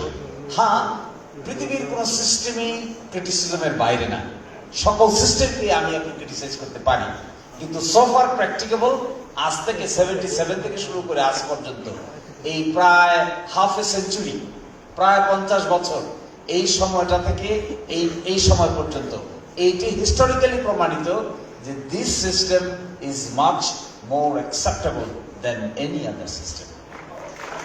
এখন প্রশ্ন, আমি আগেই বলছি যে কোনো সিস্টেমই 100% প্রুফ, এই কথা বলা ঠিক হবে না। ফলে এখানকার যে সিস্টেমটা, শিবিরের ইতিহাসে অনেক সেক্রেটারি জেনারেল আছেন যারা কেন্দ্রীয় সভাপতি হন না, আমি নিজেও একজন। শিবিরের ইতিহাসে অনেক কেন্দ্রীয় সভাপতি কেউ কেউ আছেন যারা কেন্দ্রীয় সভাপতির দায়িত্ব পালন করতে থেকে অর্ধেক রাস্তায় বিদায় নিতে বাধ্য হয়েছে। জানেন সেগুলা? জানেন না। বহু কার্যকরী পরিষদের সদস্য আছে যাদের ডিসিপ্লিন না মানার কারণে কার্যকরী পরিষদের সদস্যশিপ তো গেছেই, সদস্য পদও গেছে, তা জানেন? তাও তো জানা যায়নি। এই সমস্ত কারণেই এটার ডিসিপ্লিনটা ইনট্যাক্ট আছে। এই ইনট্যাক্টটা থাকার কারণেই এর সুবাতাস ছড়ায়, আর না হলে টাকার ভাগাভাগি নিয়ে প্রশ্ন উঠতো না। কারণ আমার তো মনে আছে, আমি যখন, খুব সেন্সিটিভ কথা বলছি, আমি যখন শিবিরের ঢাকা বিশ্ববিদ্যালয়ের সভাপতি ছিলাম, একদিন সকালবেলা, সভাপতি বানানোর আগে একদিন সকালবেলা আমাকে বললো জরুরি সদস্য বৈঠক। আমি তখন কোচিং সেন্টারে ক্লাস নিতাম, বাংলা পড়াইতাম। সতত হেন তুমি পরম মনে, সতত তোমার কথা ভাবিয়ে বিরলে। কোচিং সেন্টার, ঢাকা বিশ্ববিদ্যালয়ে বিশেষ টেস্টে কোচিং পড়াইতাম। আমাকে ফোন করে বললো যে জরুরি ভিত্তিতে আসে। জরুরি ভিত্তিতে গেলাম শাহবাগে, গিয়ে দিকে একটা বিরাট আয়োজন, সকল সদস্যরা এখানে। কি হবে এখানে? বলে এখানে কেন্দ্রীয় সভাপতি আসবে। কিছুক্ষণ পরে কেন্দ্রীয় সভাপতি আসে, বিভিন্ন কি কইলো না কইলো, কার কি লেখা নিল, কার কি পড়া নিল, কার কি বললো যে আমি নাকি, আমি তখন 3rd ইয়ার পড়ি, I was the student of 3rd ইয়ার ল। আমাকে বলছে যে এখন থেকে আমি ঢাকা বিশ্ববিদ্যালয়ের সাংগঠনিক সম্পাদকের দায়িত্ব পালন করব। এইটা কি এমনি বলে দিয়েছে? এমনি বলে দেয়নি, কিন্তু দেখবেন একটা স্লিপ আনা নেওয়া করছে। যাদের এই অভিজ্ঞতা আছে তারা দেখবেন একটা স্লিপ আনা নেওয়া করেছে। ওই স্লিপটা খুঁজতে দেখবেন ওইখানকার পার্টিসিপেন্টদের একটা বড় অংশ আছে যা উনি এই নেতৃত্বে আসুক এটা চায়, এই জন্যই ঘোষণাটা দেওয়া। ফলে এইটাকে যদি আমরা জিন্দাবাদ মুর্দাবাদ টাইপে নিয়ে যেতে চাই, নিয়ে যেতে পারবো, কিন্তু things will be really otherwise. ফলে এই সিস্টেম ভালো আপাতত, যদি এর চেয়ে বেটার সিস্টেম কেউ বলতে পারেন, যদি এর চেয়ে বেটার কোনো কিছু কেউ প্রপোজ করতে পারেন যেটা আরো ভালো, আরো ডেভেলপ, তাহলে তো আমার মনে হয় না শিবিরের কোনো কার্পণ্য থাকবে ওইটা অ্যাকসেপ্ট করতে। নিশ্চয়ই আমরা এটাকে যদি বেস্ট বলছেন, আমি জাহিদ ভাইয়ের কাছে যাবো। এটা যদি বেস্ট হয়, প্রশ্নটা হচ্ছে আপনারা লেজুর ভিত্তি যে প্যারামিটার, যে কারো সিগনেচারে প্রোগ্রাম কমিটি হওয়া, কারো সিগনেচারে কমিটি বাতিল হওয়া, এই যে লেজুর ভিত্তির সংজ্ঞায়ন যেগুলো, এখানে আপনাদের কমিটিতে এরকম কাজ স্বাক্ষর থাকে বা থাকে না, বা কাউকে ডিজলভ করলে মাদার অর্গানাইজেশন আছে কিনা, এটা একটু ক্লিয়ার করবেন। কেমন লেজুর ভিত্তি আপনারা করেন বা করেন না? লেজুর ভিত্তি বাংলাদেশের যে কনসেপ্ট থেকে আসছে, মূলত কোন একটা দলকে ক্ষমতা নিয়ে আসা অথবা ক্ষমতা টিকিয়ে রাখার জন্য যত ধরনের অপকর্ম আছে। আমরা যদি একবার লাস্ট সিনারিওটা দেখি, যে ওবায়দুল কাদের বলেছিলেন যখন গোটা সংস্কার আন্দোলনটা একটা আপরাইজিং মোডে যাচ্ছে, তাদেরকে দমন করার জন্য আমার ছাত্রলীগ যথেষ্ট, সোনার ছেলেরা যথেষ্ট ছিল। তো এইটা হলো মূলত লেজুর ভিত্তির আমার দৃষ্টিকোণ থেকে সবচেয়ে বড় কনসেপ্ট। তো ছাত্র শিবির এ ধরনের কোনো কাজের সাথে অতীতেও জড়িত ছিল বলে আমার কাছে কোনো প্রমাণ নাই। আপনাদের কাছে কারোর কাছে প্রমাণ থাকলে আমাকে দিবেন মেহরবানি করে। আর ভবিষ্যতে কোনো সম্ভাবনা নেই বলে আমি মনে করছি। আর ছাত্র শিবিরের কেন্দ্র থেকে টোটাল ইউনিট পর্যন্ত প্রত্যেকটা সেট আপই স্ব স্তরগুলো, ভাইয়েরা তো বিস্তারিত বলেছেন। তো এভাবে করে স্তরগুলো, ঢাকা ইউনিভার্সিটি সেট আপে ঢাকা ইউনিভার্সিটির যারা সদস্য তারাই মূলত তাদের নেতা নির্বাচন করে। আবার কিন্তু সেম হয়তো যখন ফ্যাকাল্টি বা অন্যান্য ইস্যুগুলো আসে, সেখানে তাদের অধীনে যে জনশক্তিরা রয়েছে তারা মতামত এবং তারা ভোট দিয়ে মূলত তাদের নেতা নির্বাচন করে। এভাবে ইউনিট পর্যন্ত আমরা সেটাই করি। এরপরে আমাদের কেন্দ্রের প্ল্যানিং থেকে শুরু করে কোনো রাজনৈতিক দলের সাথে কোনো সম্পৃক্ততা, কোনো ধরনের ইনফ্লুয়েন্স, কোনো পুশিং, এটা তোমাদের প্ল্যানে অ্যাড করো অথবা এটা তোমাদের প্ল্যান থেকে বাদ দাও, আমি দায় নিয়ে বলতেছি। এবং নিজের কিভাবে বললে আপনাদেরকে বোঝানো যাবে, তো সবকিছু থেকে দাঁড়িয়ে বলছি যে এ ধরনের কোনো সম্পৃক্ততা কারোর সাথে আমাদের নেই। তবে হ্যাঁ, আমরা আমাদের সাথে যাদের ভ্যালুস গুলো ম্যাচ করে, যাদের সাথে আমাদের আদর্শের জায়গাগুলো মিল আছে, আমরা সবার সাথে কাজ করি। সেটা যদি জামাত হয়, সেটা যদি বিএনপি হয়, আমরা হেফাজতের সাথেও কাজ করেছিলাম। মূলত তাদের সাথে আমাদের আদর্শিক জায়গাটা মিল ছিল, লক্ষ্য এবং টার্গেটটা আমাদের এক ছিল। তো সেটা আমি আবারও রিপিট করছি, শুধুমাত্র কোনো রাজনৈতিক দল না, যে কোনো আদর্শ, যে কোনো মত আদর্শের সাথে যখন আমার আদর্শের মিল, কমন আমি পয়েন্টগুলো পাবো এবং আমার টার্গেটের পয়েন্টগুলো যখন পাবো, তখন আমি তাদের সাথে কাজ করতে বদ্ধপরি।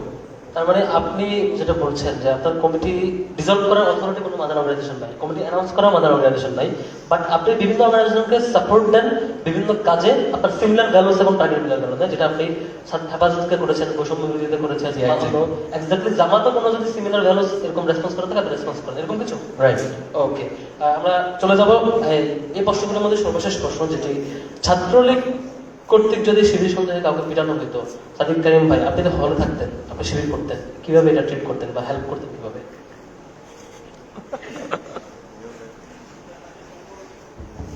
আচ্ছা, এটার সাথে সম্পর্ক আরেকটা কোয়েশ্চেন আসছে।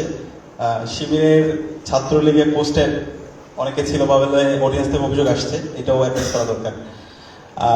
আপনারা জানেন গত 16 বছরে শিবিরের উপর কোন ধরনের জুলুম হয়েছে।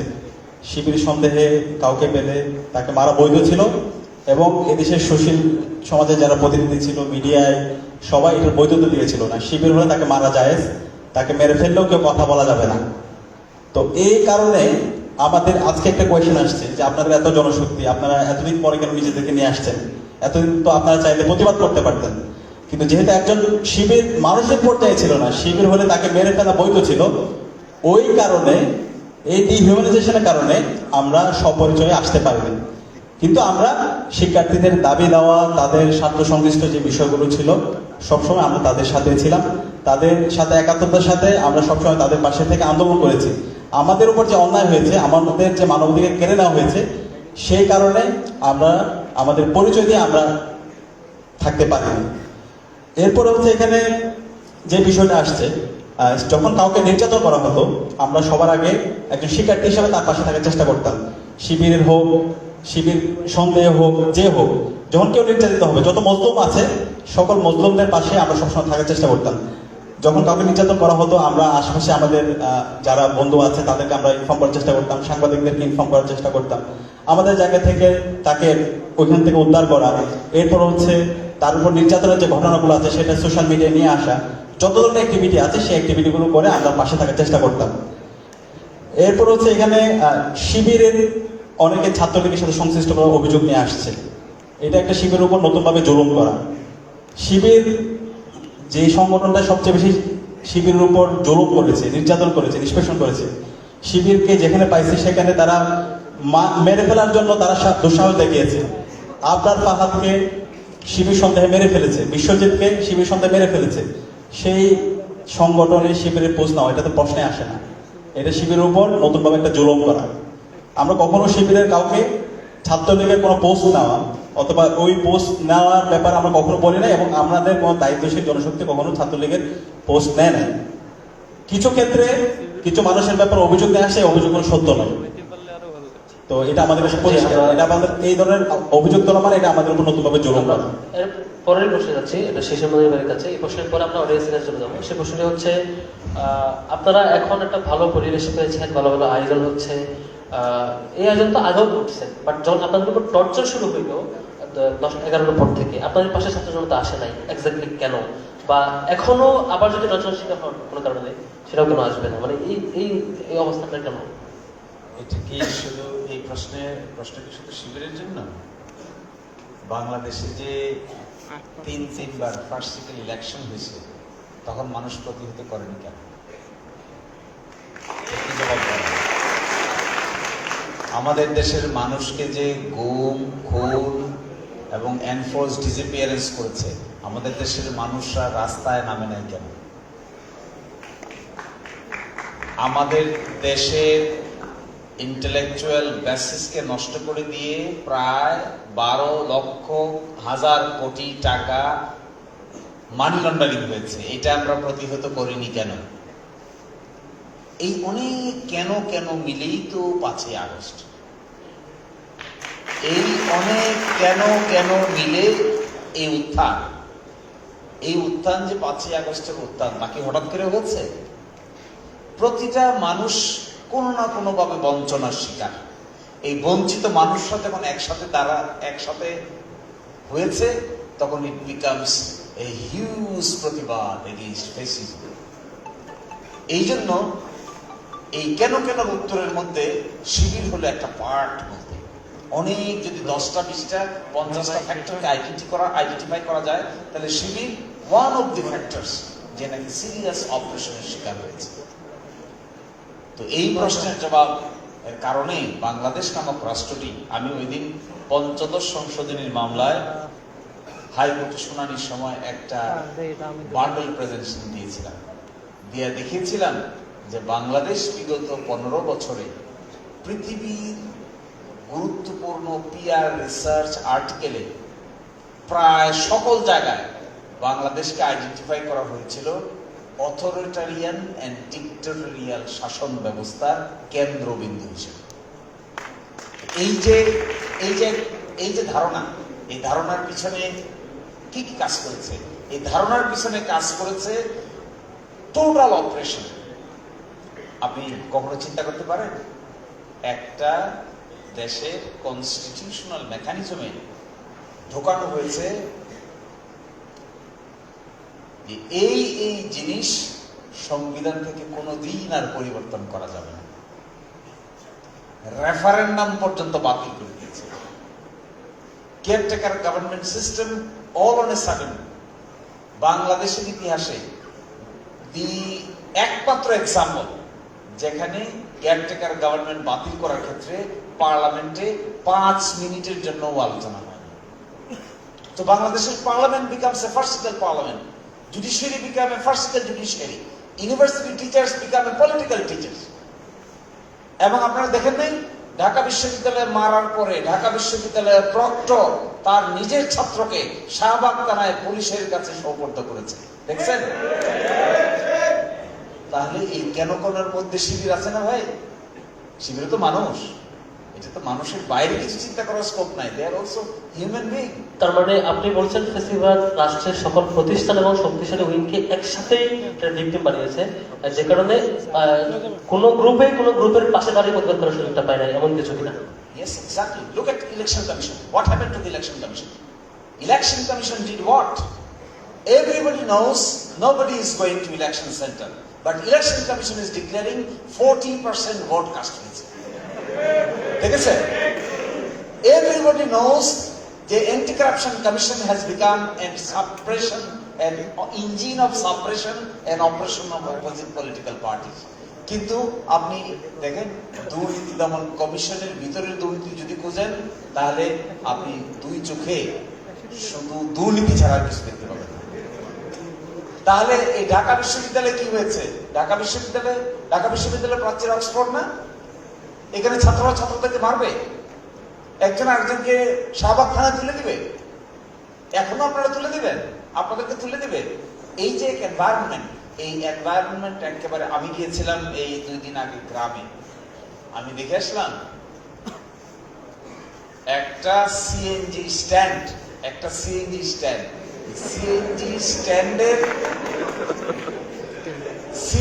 স্ট্যান্ডের লোভও সামলাতে পারতেছে না।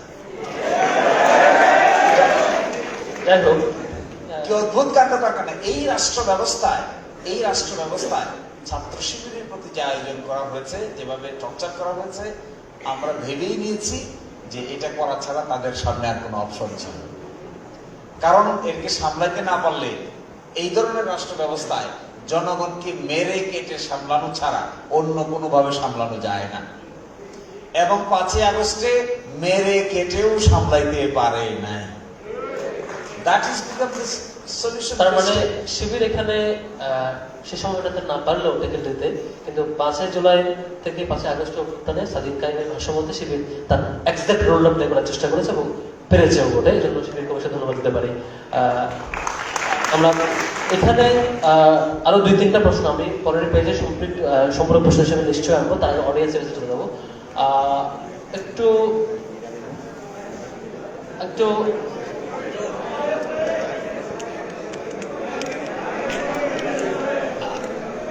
ভলান্টিয়ার যিনি আছেন মাঝখানের সারিতে, মাঝখানে একজনকে দেন। আর সংগঠনের পক্ষ থেকে আমরা প্রশ্ন একটু দিচ্ছি, ছাত্র শিবিরের কর্তৃপক্ষের সিদ্ধান্ত অনুযায়ী দুইটা অ্যানাউন্সমেন্ট। নাম্বার 1, ছাত্র শিবির আগামীতে শর্ট টাইমের মধ্যে প্রত্যেকটা অনুষদ এবং ফ্যাকাল্টিগুলোতে এরকম প্রোগ্রাম করে আপনাদের প্রশ্ন নিতে চাই এবং উত্তর দিতে চাই। নাম্বার 1। তার মানে এটা একটা আপনার কনক্লুডিং কমেন্ট আছে, সেটা হইলো প্রোগ্রামটা আজকে আমরা শর্ট টাইমে শেষ করতে চাই। সেটা হইতে পারে এখন যা প্রশ্ন নেওয়ার মোটামুটি নিয়ে নেবো, আর যাদের কাছে নিতে পারবো না আমরা আশা করবো খুবই শর্ট টাইমে আপনাদের প্রত্যেকটা ফ্যাকাল্টিতে আমরা প্রশ্নগুলো ফেস করবো। এবং একই সাথে আরেকটা অ্যানাউন্সমেন্ট, যারা বের হয়ে যাবেন আপনাদের হল মনে হয় বন্ধ হয়ে যাবে, যাদের হল বন্ধ হয়ে যাওয়ার রিস্ক থাকে, যদি অগ্রিম পারমিশন থাকে আপনারা চলে গেলে যাওয়ার সময় শুধুমাত্র আপনাদের জন্য ছাত্র শিবিরের পক্ষ থেকে যে গিফট এবং নাস্তা সেটা নিয়ে যাবেন অবশ্যই, যদি হল বন্ধ হয়ে যাওয়ার রিস্ক থাকে। আর বাকি আপনারা যারা আছেন তাদেরকে আমরা প্রোগ্রাম শেষে আপনাদেরকে ছাত্র শিবিরের উপহার এবং সাথে ছোট আপ্যায়ন অবশ্যই পেয়ে যাবেন। আমরা প্রশ্ন দিকে যাচ্ছি, প্লিজ। আসসালামু আলাইকুম, আমার নাম হচ্ছে মোহাম্মদ শামসুল আলম শিহাব, সমাজ বিজ্ঞান বিভাগ। আমার প্রশ্নটা হচ্ছে, আমরা জানি যে ছাত্র সংগঠনের প্রধান হতে হলে ছাত্র থাকতে হয়, এবং সে ছাত্রদের আমরা যে বয়সে আছি, ছাত্রদের যে বয়স এবং যে আমরা শিক্ষা পর্যায়ে যে আছি সেটা থাকতে হয়। কিন্তু আমরা বর্তমানে ছাত্র সংগঠনগুলো, বিশেষ করে এখন আমি বাংলাদেশ ইসলামী ছাত্র শিবিরের কথাই যদি বলি, আমরা দেখতে পাচ্ছি যে শিবিরের যে সভাপতি থাকে তার সেশন হচ্ছে 5-6 সেশন বা ওই দিকে, যেটা আমার জন্মের বয়স। তো আমার প্রশ্ন হচ্ছে, ছাত্র শিবিরের একটা নেতা কিভাবে আমার সমস্যাগুলো সমাধান করতে পারবে, এবং কিভাবে সে আমি যে সমস্যাগুলো ফেস করতে পারছি আমার বয়সের সাথে যে সমস্যাগুলো সেগুলো কিভাবে সে। আপনার কাছে একটু আমি সম্পূর্ণ প্রশ্ন করবো, ঢাকা বিশ্ববিদ্যালয়ের যে কোনো সভাপতি তার যে সেশন তো বলবেন কিনা প্লিজ? 16-17 সেশন। বাকি সংগঠনগুলোর সাথে কম্পেয়ার করলে আপনি এটা কিভাবে অ্যানালাইসিস করে প্রশ্নটা করবেন সেটা একটু বলুন। আমি আজকে শুধু ঢাকা বিশ্ববিদ্যালয় নিয়ে আলোচনা হচ্ছে না, আমার আলোচনা হচ্ছে পুরো বাংলাদেশে। আর একটু আগে জগন্নাথ বিশ্ববিদ্যালয়ের যে ছাত্র শিবিরের সভাপতি, আমি প্রশ্নটি করছি যাতে এক্সাক্ট প্রশ্নটা ক্লিক করা যায় সেজন্য। জগন্নাথ বিশ্ববিদ্যালয়ের আরেকটি ছাত্র সংগঠনের যিনি সভাপতি, তিনি মোটামুটি সে সংগঠনটির কেন্দ্রীয় সভাপতির চাইতে বয়সে বড় ছিলেন, পরবর্তীতে আরেকটি কমিটি হয়েছে নতুন করে। তো সেই দিক থেকে ছাত্র শিবিরের এরপর সেম টর্চার তারা করার পরও তারা কমিটি কন্টিনিউ করছে, এটার জন্য কোনো কৃতজ্ঞতা দিবেন কিনা এবং নতুন প্রত্যাশা এবং প্রশ্ন একসাথে করবেন কিনা প্লিজ? আমার প্রশ্ন হচ্ছে, আপনারা যদি এখন ওই সংগঠনের সাথে আপনাদের তুলনা করেন তাহলে তাদের মধ্যে তাহলে আপনার প্রশ্নটা হচ্ছে সরাসরি আপনি চান যে শিবিরের কেন্দ্রীয় থেকে শুরু করে এই সময়টাতে রানিং ছাত্রদের মধ্যে আসা উচিত, এবং সেই মেকানিজমটা আপনি শিবিরের থেকে প্রত্যাশা করেন এবং কেন এটা ডেভেলপ করেন সে প্রশ্ন করছেন। জি, এরপরে অন্য কোনো প্রশ্ন? আমরা এই পাশে আসবো। হ্যাঁ, আমরা নিশ্চয় আপনার সহযোগিতা করবেন, ঢাকা বিশ্ববিদ্যালয়ের শিক্ষার্থীরা এই ধরনের আয়োজনে সহযোগিতা করবেন আমরা বিশ্বাস করি। আমরা আগে এই পাশটাতে নেবো প্লিজ, তারপরে এই পাশে আসবো। এই পাশটাতে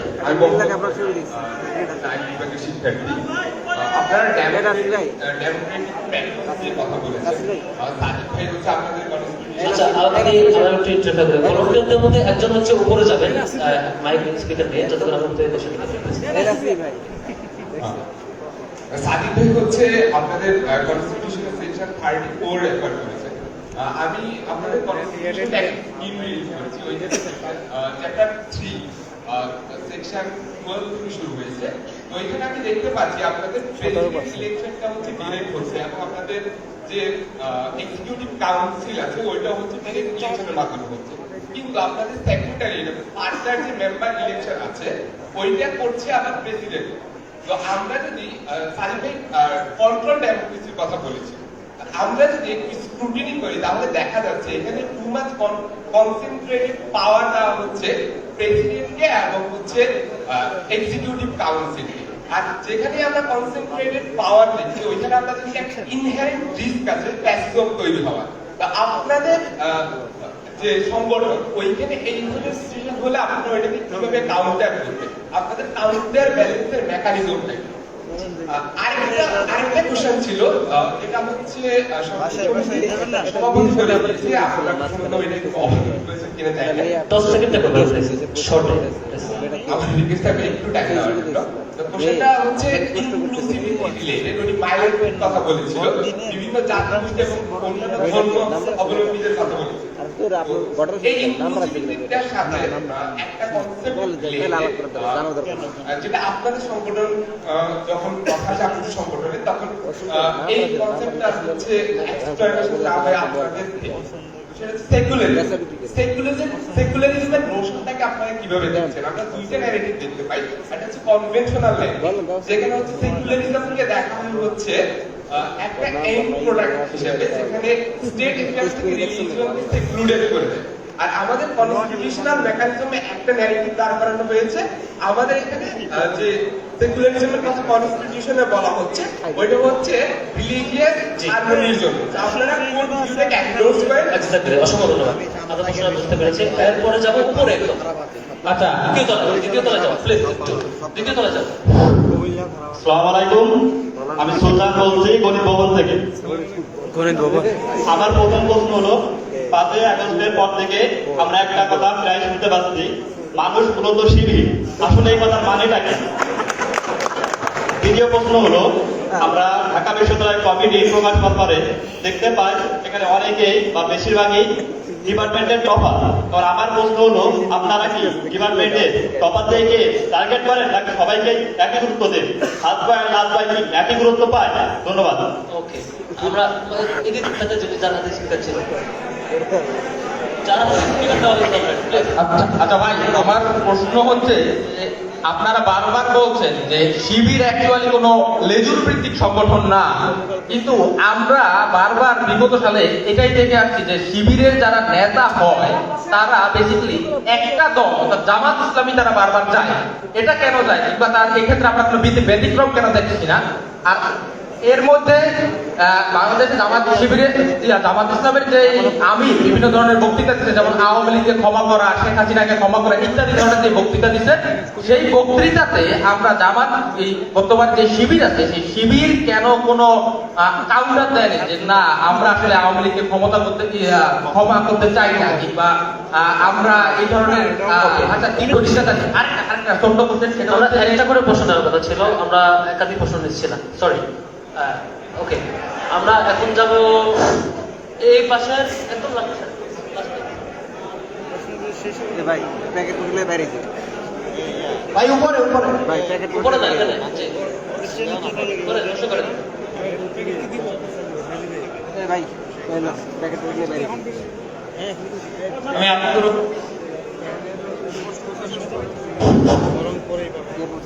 আমি একটা বেসিক কোশ্চেন করতে চাই যে আমরা মুজিববাদ নিয়ে কথা বলি।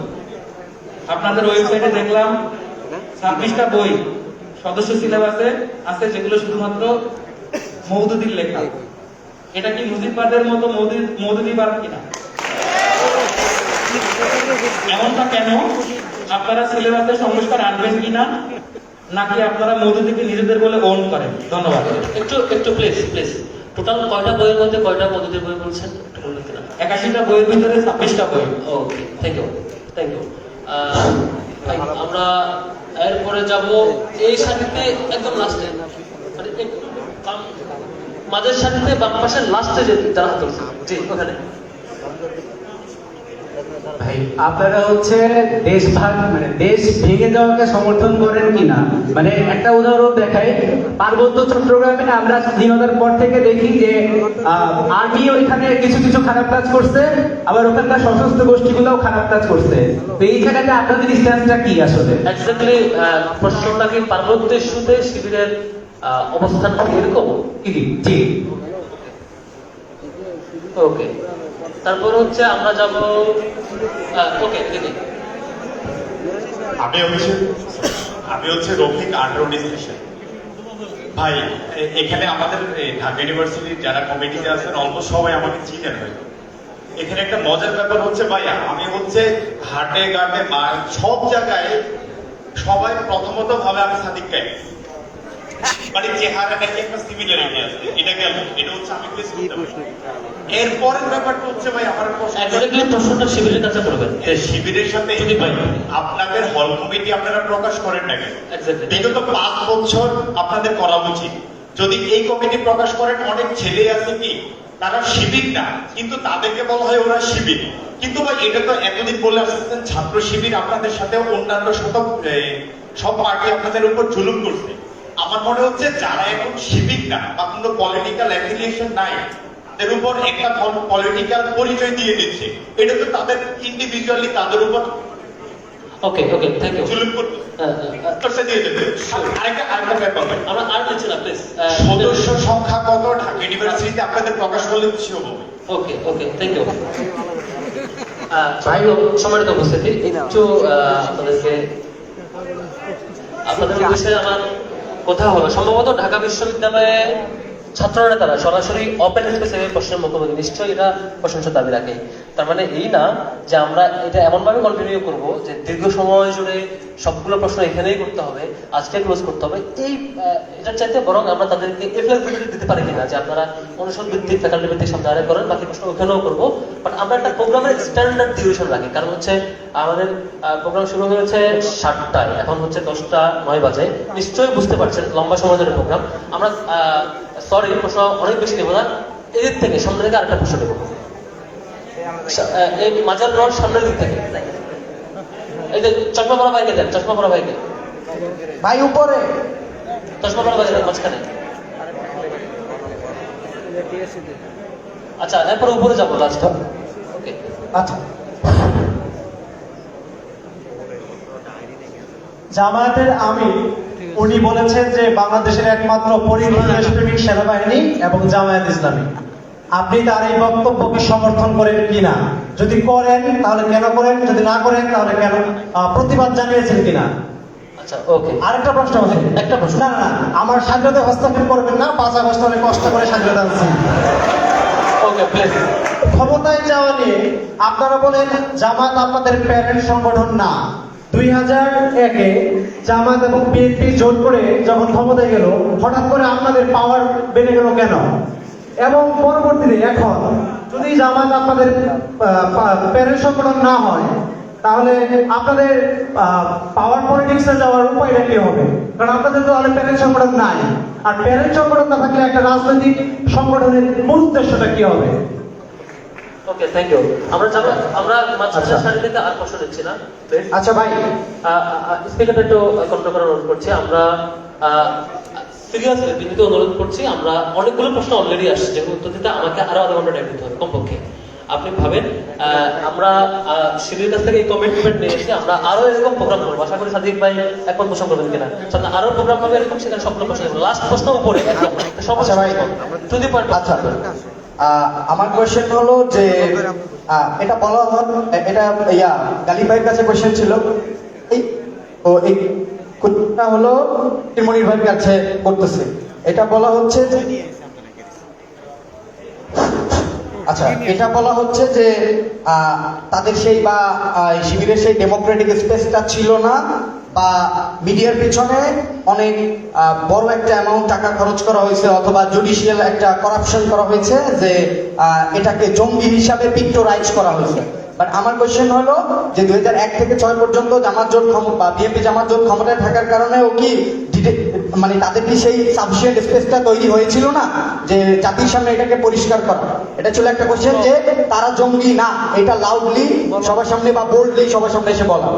আচ্ছা, তারপরে সেকেন্ড কোয়েশ্চেনটা হলো যে ছাত্র শিবির 71-এর ভূমিকা নিয়ে অনেক কোয়েশ্চেন আসছে, কিন্তু আমার কোয়েশ্চেন হলো স্পেসিফিক যে আচ্ছা স্পেসিফিক যে ছাত্রলীগ এটা একটা অ্যাসাম্পশন যে 1971-এর ভূমিকা বা ছাত্র সংঘের ভূমিকা নিয়ে যদি ছাত্র শিবির অনেকে দায় না নিতে চায়, তাহলে ছাত্রলীগ যদি 50 years later, let's say an assumption, যদি তারা ব্যাক করতে চায়, তাহলে কি তাদের আবার এই দায়টা চাপানো ঠিক হবে কিনা যে হাসিনা তোমাদের আম্মা তো এই ভুলগুলো করছে, so you should not come back?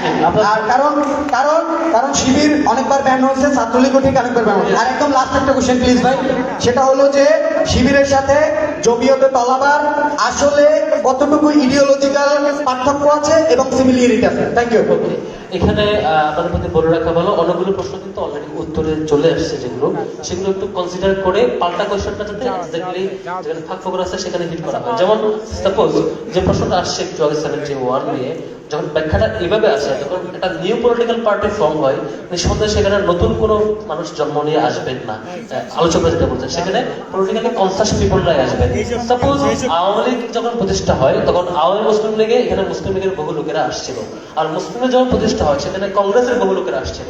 আবার এভাবে করে এই যে ট্রান্সফরমেশন, তার মানে এই না যে এখানে অমুক পার্টির কিছু ব্যক্তি আসছে বলে তার পরবর্তী পলিটিক্যাল অ্যাক্টিভিটিসে তার প্রিভিয়াস সবগুলো বিষয়ে সিমিলার করবেন, রানিং কাজগুলো সিমিলারিটিস করবেন। ঠিক শিবিরের ব্যাপারে যে আলাপটা এখান থেকে আসছে, শিবিরের প্রতিষ্ঠাকালীন সময়ে ছাত্র সংঘের কিছু কিছু লোকেরা হয়তো সেখানে এনগেজ হয়েছে, বাইরের লোকেরা এনগেজ হয়েছে। তার মানে এটা মিন করে না যে ছাত্র সংঘের সবকিছু অ্যাক্টিভিটিস, তার স্ট্রাকচার, তার আইডিওলজি, তার সবকিছু এখানে নিয়ে এসে সে পারফর্ম করছে। তার নিঃসন্দেহে নিউ পলিটিক্যাল পার্টি ফর্ম হলে কনসাস পিপল অনেকেই আসবে যারা প্রিভিয়াস অনেক পলিটিক্যাল পার্টিতে এনগেজ ছিল। সুতরাং এই ব্যাখ্যাগুলো যেগুলো দিক থেকে আসছে, এগুলো মাথায় রেখে প্রশ্ন করলে আপনার প্রশ্নটা এক্সাক্টলি করা হয়। আমার মনে হয় এরকম প্রশ্নগুলো আমি প্রত্যাশা করছিলাম। আমি সরাসরি উত্তরে চলে যাব। আমার মনে হয় উত্তরে চলে যেতে পারি। নাম্বার 1 যে প্রশ্নটা, সেটা হচ্ছে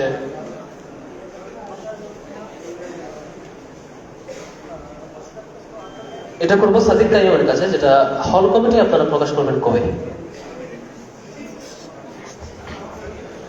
আপনারা জানেন গত 16 বছরে আমরা কাজ করতে পারি নাই। অভ্যুত্থান পরবর্তী আমাদের কাজের সুযোগ তৈরি হয়েছে। আমরা শিক্ষার্থীদের কাছে যাচ্ছি, ফ্যাকাল্টি ভিত্তিক যাচ্ছি, ডিপার্টমেন্টে যাচ্ছি, টিএসসি, সেন্ট্রাল মসজিদ, ক্যাম্পাসের প্রত্যেকটা জায়গায় আমরা যাচ্ছি, শিক্ষার্থীদের সাথে কথা বলছি। তো শিক্ষার্থীরা আমাদের কাছে আসতেছে, আমাদের ব্যাপারে তাদের আপত্তি আছে, সেই আপত্তিগুলো আমরা ডিল করছি। আমরা আরেকটু সময় নিতে চাই, আমরা কাজ করতে চাই। এর পরবর্তীতে আমরা যখন সবার কাছে রিচ করতে পারবো এবং সামগ্রিকতা বিবেচনা করে আমরা আমাদের কমিটি আমরা গঠন করব। এর আগ পর্যন্ত আমাদের একটু সময়, যেহেতু আমরা কাজ করতে পারি নাই, সেই জায়গা থেকে আমাদের আমরা মনে করি আমাদের আরেকটু সময় দরকার। শিক্ষার্থীদের আমাদের ব্যাপারে যে আপত্তিগুলো আছে সেই আপত্তিগুলো ডিল করা দরকার। এরপর আমরা জাহিদ ভাইয়ের কাছে যাব। আপনারা নিশ্চয়ই অন্যান্য ছাত্র সংগঠন সহ আরেকটা বিষয়, আমাদের এখানে মানে আমাদের শিবিরের যে স্ট্রাকচার, আমরা সবসময় বিভাগের ভিত্তিতে সবকিছু তত্ত্বাবধান করে থাকি। শিবিরের আমাদের যে বিশ্ববিদ্যালয় কমিটি ঘোষণা করা হয়েছে, এই কমিটিতে যে বিভাগগুলো আছে সেই বিভাগের মাধ্যমে কিন্তু আমরা সবকিছু কোঅর্ডিনেট করি। আমি আগে বলেছি, শিবিরের এখানে নেতা হয় কম, কর্মী থাকে বেশি। তো আমরা এই বিভাগগুলোর মাধ্যমে আমরা সব জায়গায় ফ্যাকাল্টি এবং সব জায়গায় সমন্বয় করে থাকি। তার মানে আপনি শুধুমাত্র বিভাগ ফাংশন করার জন্য যেটুকু দরকার হয় সেটুকু তার রেসপন্সিবল পারসনকে অ্যাসাইন করেন, তিনি তার মতো করে অন্য লোকজন কোঅর্ডিনেট করে থাকেন। এক্স্যাক্টলি।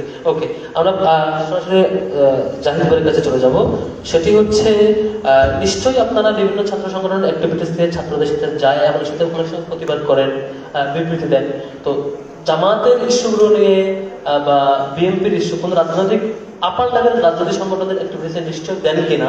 দিলে যদি না দিয়ে থাকেন এক কথা, যদি দেয় জামাতের আমিরের যে বক্তব্য ক্ষমা চাওয়া না চাওয়া, এটা নিয়ে আপনার এক্সপ্লেনেশন কি, বা শিবির কতটুকু এটার সাথে অ্যাড্রেস করবে কি করবে না, আপনার বক্তব্য?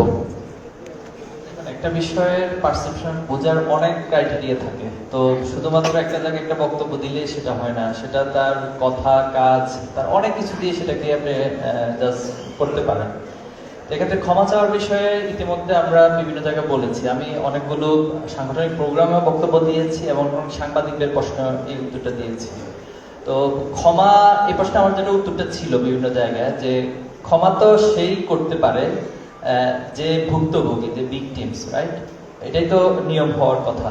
তো স্বাভাবিকভাবে হচ্ছে আবার ক্ষমা কাকে করা হয়, যে ক্ষমা চায়। এখন পর্যন্ত কি আওয়ামী লীগ কোনো মাধ্যমে তার অপরাধ স্বীকার করেছে, অথবা কি তারা তাদের ক্ষমার প্রশ্ন কি এসেছে? নর্মালি আপনি যদি মানে ধর্মীয় পার্সপেক্টিভ থেকেও দেখেন, আপনি একটা গুনাহ করলেন, একটা অপরাধ করলেন, তো অপরাধ করার পরে তো আল্লাহ তাআলা আপনাকে অটো ক্ষমা করেন না। আপনাকে আল্লাহর কাছে আগে মাপ চাইতে হয় যে আল্লাহ আমি এটা করছি, ভবিষ্যতে আর কখনো করবো না, তুমি আমাকে ক্ষমা করো, তখন আল্লাহ তাআলা ক্ষমা করেন।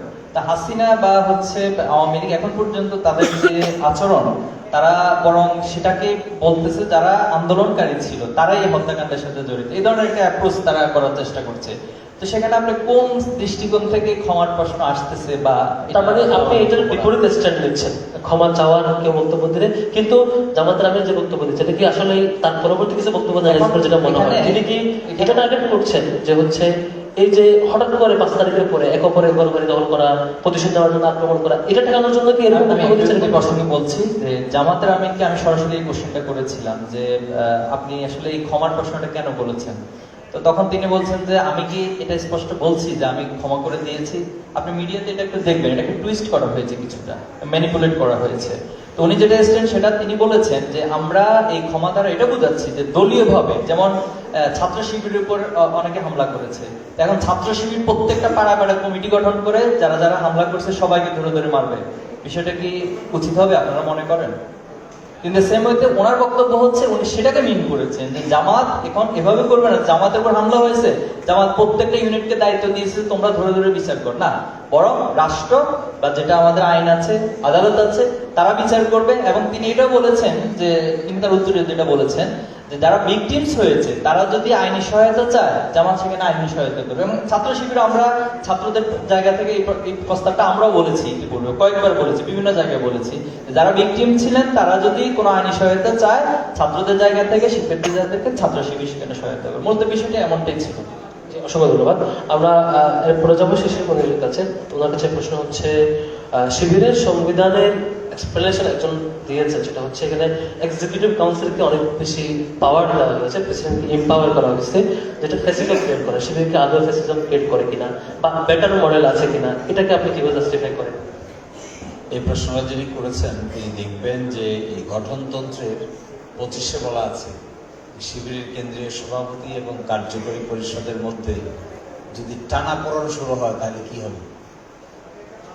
এটা ওই অর্থে না, কেন্দ্রীয় সভাপতিকে যতটুকু পাওয়ার দেওয়া আছে এটাকে কার্যকরী পরিষদের কাছে আবার একটা কাউন্টার পাওয়ার দেওয়া আছে, টু গিভ ব্যালেন্স।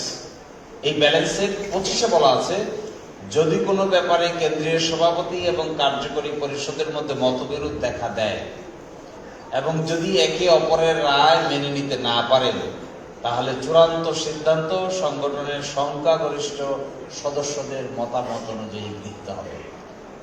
ধরেন কোনো কারণে কেন্দ্রীয় সভাপতি একক ক্ষমতা অ্যাপ্লাই করতে চাইলেন, তাহলে তাকে আনসারেবল হতে হবে এক্সিকিউটিভ কাউন্সিলের কাছে। এক্সিকিউটিভ কাউন্সিল এক কথা বলছে, কেন্দ্রীয় সভাপতি আরেক কথা বলছে, তাহলে তো কোনো সুরাহা হবে কি করে? বলছে এই সুরাহা হবে সারা দেশে যারা সদস্য আছে তারা যে পক্ষে ভোট দিবে এই পক্ষে, তারা যদি কেন্দ্রীয় সভাপতির পক্ষে ভোট দেন তাহলে কার্যকরী পরিষদ বাতিল হয়ে যাবে, তারা যদি কার্যকরী পরিষদের পক্ষে ভোট দেন তাহলে কেন্দ্রীয় সভাপতি অটো চলে যাবে। তাহলে there is checks and balance. এই জন্য যে ফেসিজমের কথা বলছি, এখানে ফেসিস্ট হয়ে ওঠা এত সহজ নয়, এটার ইন্টারনাল চেকস অ্যান্ড ব্যালেন্স। অসংখ্য ধন্যবাদ। তার মানে তিনি প্রুভ করার বোঝানোর চেষ্টা করছেন তার এখানে পাওয়ার ব্যালেন্স করার একটা করছেন এবং ক্রিটিক্যাল টাইমে সরাসরি সকল সদস্যদের থেকে তার পাওয়ারটা শো করছেন। নিঃসন্দেহে সেটা আপনারা অবশ্যই চেক করবেন সংবিধানে আসলে সেটি আছে কিনা, চেক করার অধিকার নিশ্চয়ই রাখেন। আমরা এরপরের প্রশ্নে যাব, সেটি হলো সাদিক আলীর কাছে। পার্বত্য ইস্যুতে ভাগ হওয়া না হওয়া, একটি গোষ্ঠীর দাবি উপস্থাপন করা এবং শান্তি বাহিনী তৈরি হওয়া, অনেকগুলো পরিবেশে সরাসরি শিবির করেছেন, এটা কি ভাগ হওয়ার পক্ষে না দেশ থাকার পক্ষে? অবশ্যই পার্বত্য চট্টগ্রাম এটা বাংলাদেশের 10 ভাগের 1 ভাগ, বাংলাদেশের ভূখণ্ড, অবশ্য বাংলাদেশের পক্ষে থাকবে, এটা বাংলাদেশেরই থাকবে। তার মানে আপনি ওইখানে মাইনরিটিস যারা আছে তাদের অধিকার দিতে চান বাংলাদেশি হিসাবে, আলাদা শাসন চান না? পার্বত্য চট্টগ্রামে যারা চাকমা, মারমা, ত্রিপুরা, রাখায়ন তারাও আমাদের ভাই, তারা আমাদের বোন, তাদের অবশ্য অধিকারের প্রশ্নে আমরা আপোষ নেই। তাদের অধিকার ইনশিওর করা, তাদের স্বার্থ সংশ্লিষ্ট বিষয়গুলো সবার আগে দেওয়া, এটা আমাদের অবশ্যই শিবিরের দাবি ছিল। আমরা সবসময় তাদের দাবি দেওয়ার পক্ষে আছি। কিন্তু যারা ষড়যন্ত্র করে, যারা চক্রান্ত করে পার্বত্য চট্টগ্রাম নিয়ে, এখানে অনেক কমপ্লেক্স পলিটিক্স, এখানে যারা বিচ্ছিন্নতাবাদী আছে, এই গ্রুপের বিরুদ্ধে আমরা সবাই, আমাদের উপজাতি বন্ধুরা তাদের বিরুদ্ধে, আমরাও তাদের বিরুদ্ধে। তো এর বাইরে যারা দেশের পক্ষে যারা আছে, আমরা সবাই একসাথে কাজ করতে চাই। এরপরে যখন জাহিদ ভাইয়ের কাছে সরাসরি ইনক্লুসিভিটি নিয়ে, আপনাদের সংগঠন, আপনারা একটা আধুনিক সময়ে এসে রাজনীতি করছেন, বাট ইনক্লুসিভিটির যে প্যারামিটারগুলো, নারীকে নারীর অংশ থাকা বা মাইনরিটিস বা অন্যান্য বিষয়গুলো, এ ব্যাপারে আপনার সংগঠনের এক্সপ্লেনেশনটা কি? আসলে নারীরা কেন এখানে এম্পাওয়ার্ড না, অ্যাক্সেস পায় না, বা অনেক সংগঠন তো এরকম দেয়, তো এক্ষেত্রে আপনাদের বক্তব্য কি? আমি একটু ভিন্নভাবে বলতে চাই, যেহেতু ইসলামের কিছু কনসেপ্ট রয়েছে, ইসলামের কিছু ভ্যালুস রয়েছে, এটা আপনাদের যথেষ্ট যারা আছেন সবারই স্টাডি থাকার কথা, অন্য ধর্মেরও থাকার কথা। তো ইসলামের চেয়ে বড় ইনক্লুসিভ আমার কাছে পার্সোনালি মনে হয়, আমার অবজারভেশন, এর চেয়ে বড় ইনক্লুসিভ আর কি হতে পারে না। আপনি পৃথিবীর হিস্ট্রিক্যালি এটাকে যদি অ্যানালাইসিস করেন, অথবা আপনি যে গ্রাউন্ড থেকে অ্যানালাইসিস করেন না কেন, ইসলামে পৃথিবীতে সবচেয়ে বেশি ইনক্লুসিভনেসের প্রমাণ দিয়েছে অন্য অপর সকল মতাদর্শের চেয়ে। যেমন আল্লাহ রাসূলুল্লাহ সাল্লাম যখন জাহিলিয়াত যুগ ছিল, আপনি জানেন যে নারীদেরকে কি পরিমাণ একটা অপারেশনের মধ্যে রাখা হতো এবং তাদেরকে তুচ্ছতা ছিল, সমাজের অচ্ছুত একটা শ্রেণী মনে করা হতো। এরপরে যাদের পাওয়ার ছিল তারাই হচ্ছে সবকিছুর অধিকারী ছিল, অন্য মাইনরিটি বা আদার্সদেরকে আদারিং করা হতো। তো ইসলাম এরপরে সবাইকে তার প্রাপ্য অধিকার দেওয়াটা নিশ্চিত করেছে। এবং একটা বিষয় খেয়াল করেন, আল্লাহ রাসূলুল্লাহ সাল্লাম যখন মক্কা থেকে মদিনা হিজরত করেছিলেন, এই হিজরতের পর তিনি মদিনার যে একটা রাষ্ট্র কাঠামো, একটা সোশ্যাল স্ট্রাকচার ছিল, এটা অন্যতম কারণ ছিল ওনার নেতৃত্ব। সেখানে তিনি সবাইকে তার অধিকারগুলোকে বুঝিয়ে দিতে সক্ষম হয়েছিলেন এবং অধিকারগুলো নিশ্চিত করতে সক্ষম হয়েছিলেন। সেখানে আউস এবং খাজরাজ গোত্র ছিল, তারা দীর্ঘদিন একটা কনফ্লিক্টে ছিল, তারা একের অধিকারটা আরেকজনকে দিতে চাইতো না। আল্লাহ রাসূলুল্লাহ সাল্লাম সেখানে গিয়ে তাদের ভিতরে একটা সমাধান করেছেন এবং ন্যায় বিচার প্রতিষ্ঠা করতে পেরেছিলেন। এরপর দেন তারা আল্লাহ রাসূলকে নেতা হিসেবে রিসিভ করেছিলেন। এবং মদিনা রাষ্ট্রে আপনি দেখেন, সেখানে অন্য ধর্মাবলম্বী লোকজন ছিল, ইহুদি গোত্র ছিল, সবাই যার যার ধর্মের যে রাইটস রয়েছে সেটাও ভোগ করবে, নারীরা তাদের অধিকার ভোগ করবে। তো ইসলামী ছাত্র শিবিরও আসলে এই কনসেপ্টের বাহিরের কিছু না।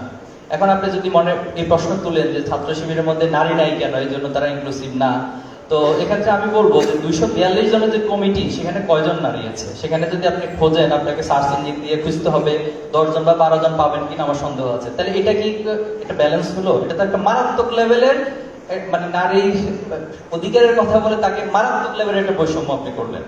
তো ছাত্র শিবিরের জায়গা থেকে আমরা নারীদের আলাদা প্ল্যাটফর্মকে প্রমোট করবো। এটার কয়েকটা কারণ আছে। এখানে বাংলাদেশের কালচারাল কিছু বিষয় রয়েছে, যে কোনো জায়গায়, যেমন বাংলাদেশের যে কালচার আপনি আরাবিয়ান কান্ট্রিগুলোর কালচারের সাথে খুঁজে পাবেন না। একটু খেয়াল করুন, যারা এখানে মক্কা গিয়েছিলেন, আমি গত বছর গিয়েছিলাম, আমাদের সাদিক কেমন গিয়েছিলেন, তো সেখানে দেখলাম যে মানে মসজিদে হারামের মধ্যে নারী পুরুষ এক কাতারে দাঁড়িয়ে নামাজ পড়তেছে। সেটা কি আপনি বাংলাদেশে চিন্তা করতে পারেন? কোন মসজিদে এক কাতারে নারী পুরুষ দাঁড়িয়ে নামাজ পড়ছে? তো এটা কল্পনা করা যায় না। এই কালচারাল কিছু বিষয় আসলে ধাপে ধাপে ধাপে ধাপে সেটা মানুষের চিন্তা চেতনা যখন চেঞ্জ হয়, তখন সেটা চেঞ্জ করাটা পসিবল হয়। এই জন্য আমরা মনে করছি ঢাকা ইউনিভার্সিটি যদি এখনো রেশিও চিন্তা করা হয় 50%, নিশ্চয়ই 50-50, রাইট। আবার কিছু ইউনিভার্সিটিতে, যেটা আমাদের অবজারভেশন, মোর দেন 50% হচ্ছে আমাদের নারী শিক্ষার্থীরা। তাহলে আপনি সেখানে কোন যুক্তিতে ইনক্লুসিভের কথা বলে 242 জনের মধ্যে 10 জন নারী কমিটি দিচ্ছেন? এটা তো মারাত্মক প্রশ্ন। তার মানে আপনার, আমরা যেটা বলছি, প্রত্যেকটা ইয়াতে নারীদের আলাদা প্ল্যাটফর্ম হবে, তবে কমন যে ইস্যুগুলো রয়েছে, যেমন আজকে এখানে আমাদের নারী শিক্ষার্থীরা আছে, আমার কাছে সবচেয়ে ভালো লাগতো যদি আপনারা অ্যারেঞ্জমেন্ট এভাবে করতে পারতেন, মাঝখানে একটা পার্টিশন হইতো, 50% নারী উপস্থিত হতো, 50% পুরুষ হতো। তাহলে এটাকে আমি বেশি অ্যাপ্রিসিয়েট করতাম, কিন্তু সেটা আপনারা করতে ব্যর্থ হয়েছিল যে কালচারাল প্রবলেমের কারণে। আপনি এখনো সেই কালচার ইউনিভার্সিটিতে করতে পারেননি। সেজন্য আমরা কাজ করতে চাই কমন ইস্যুতে, নারী পুরুষ একসাথে কাজ করবে, বাট নারীদের অধিকার রিলেটেড ইস্যুগুলো একটু পুরুষদের থেকে ব্যতিক্রম, সেগুলো নিয়ে নারীরা আলাদা প্ল্যাটফর্ম করবে, আমরা সেটাকে পূর্ণ সাপোর্ট। এবং এটা আমাদের ইনক্লুসিভনেস। আপনি বলছেন নারীরা ওইখানে সুপিরিয়র থাকবে এবং এম্পাওয়ার্ড, রাইট, এবং তারা ডিসিশন নেবে, আপনি কোঅপারেট করবেন, এবং তাদেরও 242 জনের আলাদা একটা কমিটি, এবং আপনি কোঅপারেট করবেন, রাইট, এক্স্যাক্টলি। Thank you. আমরা এরপরের প্রশ্নে যাব। প্রশ্নটা যাবে শিশু মন্দিরের কাছে। প্রশ্নটা হচ্ছে, প্রধান হইতে হইলে, একজন বলছেন তার ভাষ্য অনুযায়ী ছাত্র সংগঠনের প্রধান হতে হলে ছাত্রত্ব থাকা উচিত। এখন যিনি ছাত্র শিবিরের সভাপতি সেক্রেটারি হন, নিশ্চয়ই একটু বয়স বেশি হন, সংগঠনটা এটা কেন বা এরকম ডেভেলপ করার সুযোগ আছে কেন? রানিং ছাত্ররাই পুরো গ্রাউন্ডে লিডিং দেবে, এটা পসিবল কিনা, নাকি হাইপোথেটিক্যাল? একটু আমি তো মনে করি A to Z পুরাটাই কারেন্ট ছাত্রদের হাতে ছেড়ে দেওয়া উচিত। তবে বাংলাদেশের যে রাজনৈতিক কালচার, এই কালচারে একেবারে চট্টগ্রাম বিশ্ববিদ্যালয় হইয়া কেন্দ্রে এসে কিছু সময় পার করে অটোমেটিক ছাত্র জীবন শেষ হয়ে যায়।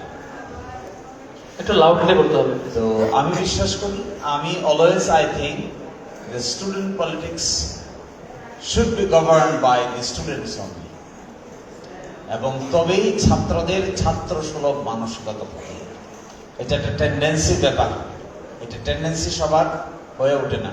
আমার মনে আছে আমরা যখন শিবিরের কেন্দ্রে কাজ করেছি, আমাদের যিনি কেন্দ্রীয় সভাপতি ছিলেন এবং অন্যান্য যারা ছিলেন, আমাদের আলোচনার একটা কেন্দ্রবিন্দু থাকতো, কি করে কারেন্ট ছাত্রদের হাতে শিবিরের লিডারশিপ তুলে দেওয়া যায়। সবটা পারা যায়নি, but we became successful partially. এবং এখনো মনে হয় ছাত্র শিবিরের এই চেষ্টা করা উচিত সো ফার প্র্যাকটিকেবল ছাত্রদের হাতেই ছাত্রদের লিডারশিপ তুলে দেওয়া উচিত। এবং আপনারা কি কম্পারিজন করলে আপনারা নিজেদেরকে বেটার মনে করছেন অন্য সংগঠনের তুলনায়? ওই সময় তাই ছিলাম, 2008-2009 ওই সময় তাই ছিল। এবং আমার মনে আছে আমি একটা চিঠি লিখছিলাম তখনকার দিনের ছাত্রলীগের সভাপতি, তখনকার দিনের ছাত্র দলের সভাপতিকে এবং সেক্রেটারিকে একটা চিঠি পাঠিয়েছিলাম দূত মারফত, এই কথা বলে যে চলেন সবাই ইউনাইটেড হই আর ছাত্রদের কাছে ছাত্রদের নেতৃত্ব তুলে দিই। দেখলাম তারা খুব ভালোভাবে জিনিসটা নিলেন না এবং আমার কাছে মনে হচ্ছিল তখন যে ওনারা তখন ছাত্রদল, তখন তো 111 সরকার চলমান, 2008 সালের 29শে ডিসেম্বর ইলেকশন হয়েছিল।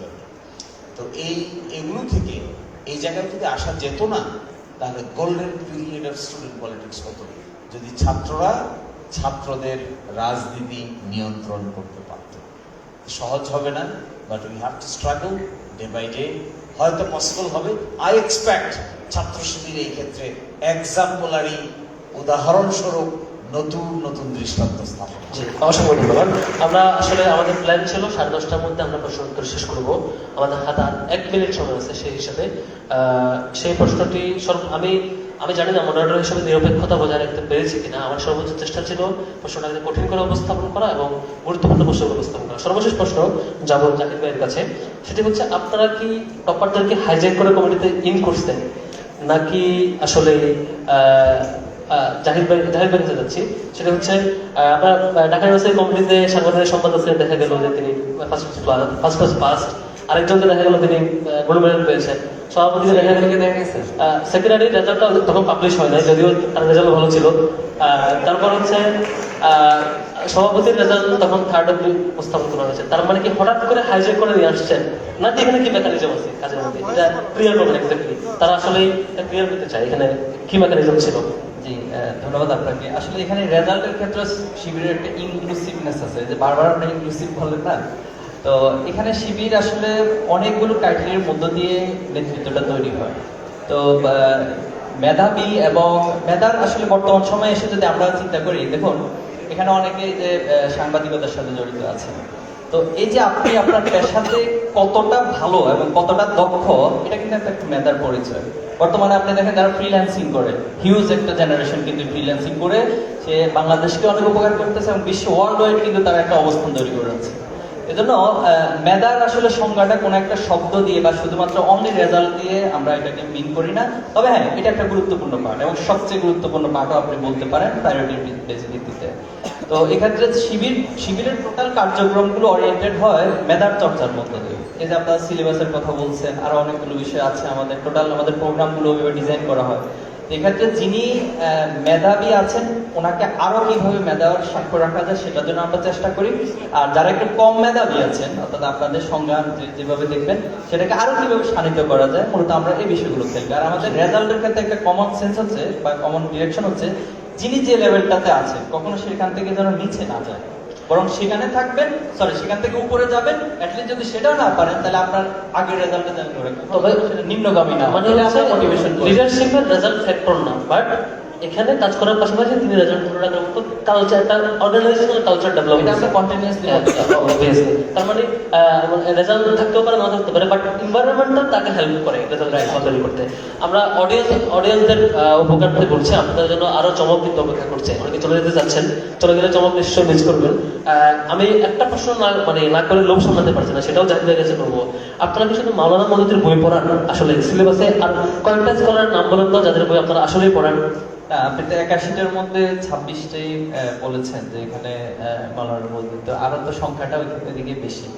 এই জন্য মাওলানার বই আসলে কেন পড়া হয়, এখানে যারা মাওলানাকে নিয়ে স্টাডি করেছেন ওনাকে আসলে মওদুদিবাদ হিসেবে আমরা কখনো দেখি না। এবং ছাত্র শিবিরের যত দায়িত্বশীল বা যারা আমাদের জনশক্তি আছে, আমরা কখনো মওদুদিকে একেবারে নিজেদের পীর সাহেব মনে করা এটা কখনো করি না। কিন্তু স্পষ্ট আমি ঘোষণা দিচ্ছি, মওদুদি কখনো আমরা পীর মনে করি না।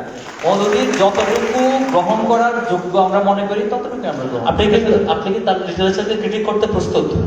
ডেফিনেটলি ক্রিটিক করতে প্রস্তুত হবো না কেন। এবং আমাদের স্টাডি সার্কেলগুলোতে যখন ওনার বই হয়, ওনার লাইফ স্টাইল, এরপরে হচ্ছে ওনার বই নিয়ে আমরা ক্রিটিকের আমাদের জনশক্তিদের সুযোগ দিয়ে থাকি।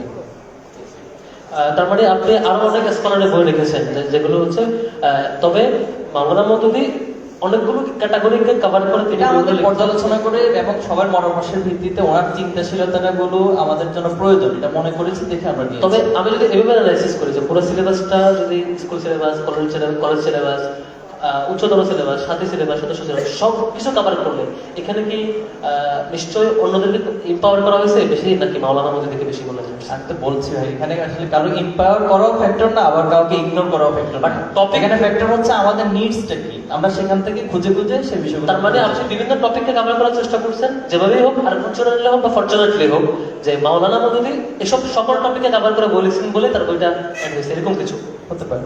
Obviously thank you. আমরা অনেকগুলো প্রশ্ন দিলাম, যত প্রশ্ন কঠিন করার সুযোগ আমার ছিল আমাদের থেকে চেষ্টা করেছি। এরপরেও ছাত্র শিবিরের সভাপতি কিছু আপনাদেরকে কমিটমেন্ট দিচ্ছেন যে হচ্ছে আগামী দিনে অনুষ্ঠিত এবং ফ্যাকাল্টি ভিত্তিক প্রশ্নগুলো দেওয়া হবে। আমি জানি না আপনাদের প্রশ্নের খোদা মিটেছে কিনা, না মিটলে সেদিন ছাত্র শিবির পুরো প্রোগ্রামগুলো আমি বিশ্বাস করছি। এবারে আমি কথা নিয়ে আসার জন্য অনুরোধ করবো, খুবই সংক্ষেপে কথা রাখবেন আমাদের আজকের অন্যতম অতিথি বাংলাদেশ সুপ্রিম কোর্টের আপিল বিভাগের আইনজীবী অ্যাডভোকেট শেষ ভাইকে অনুরোধ করছি। সর্বশেষ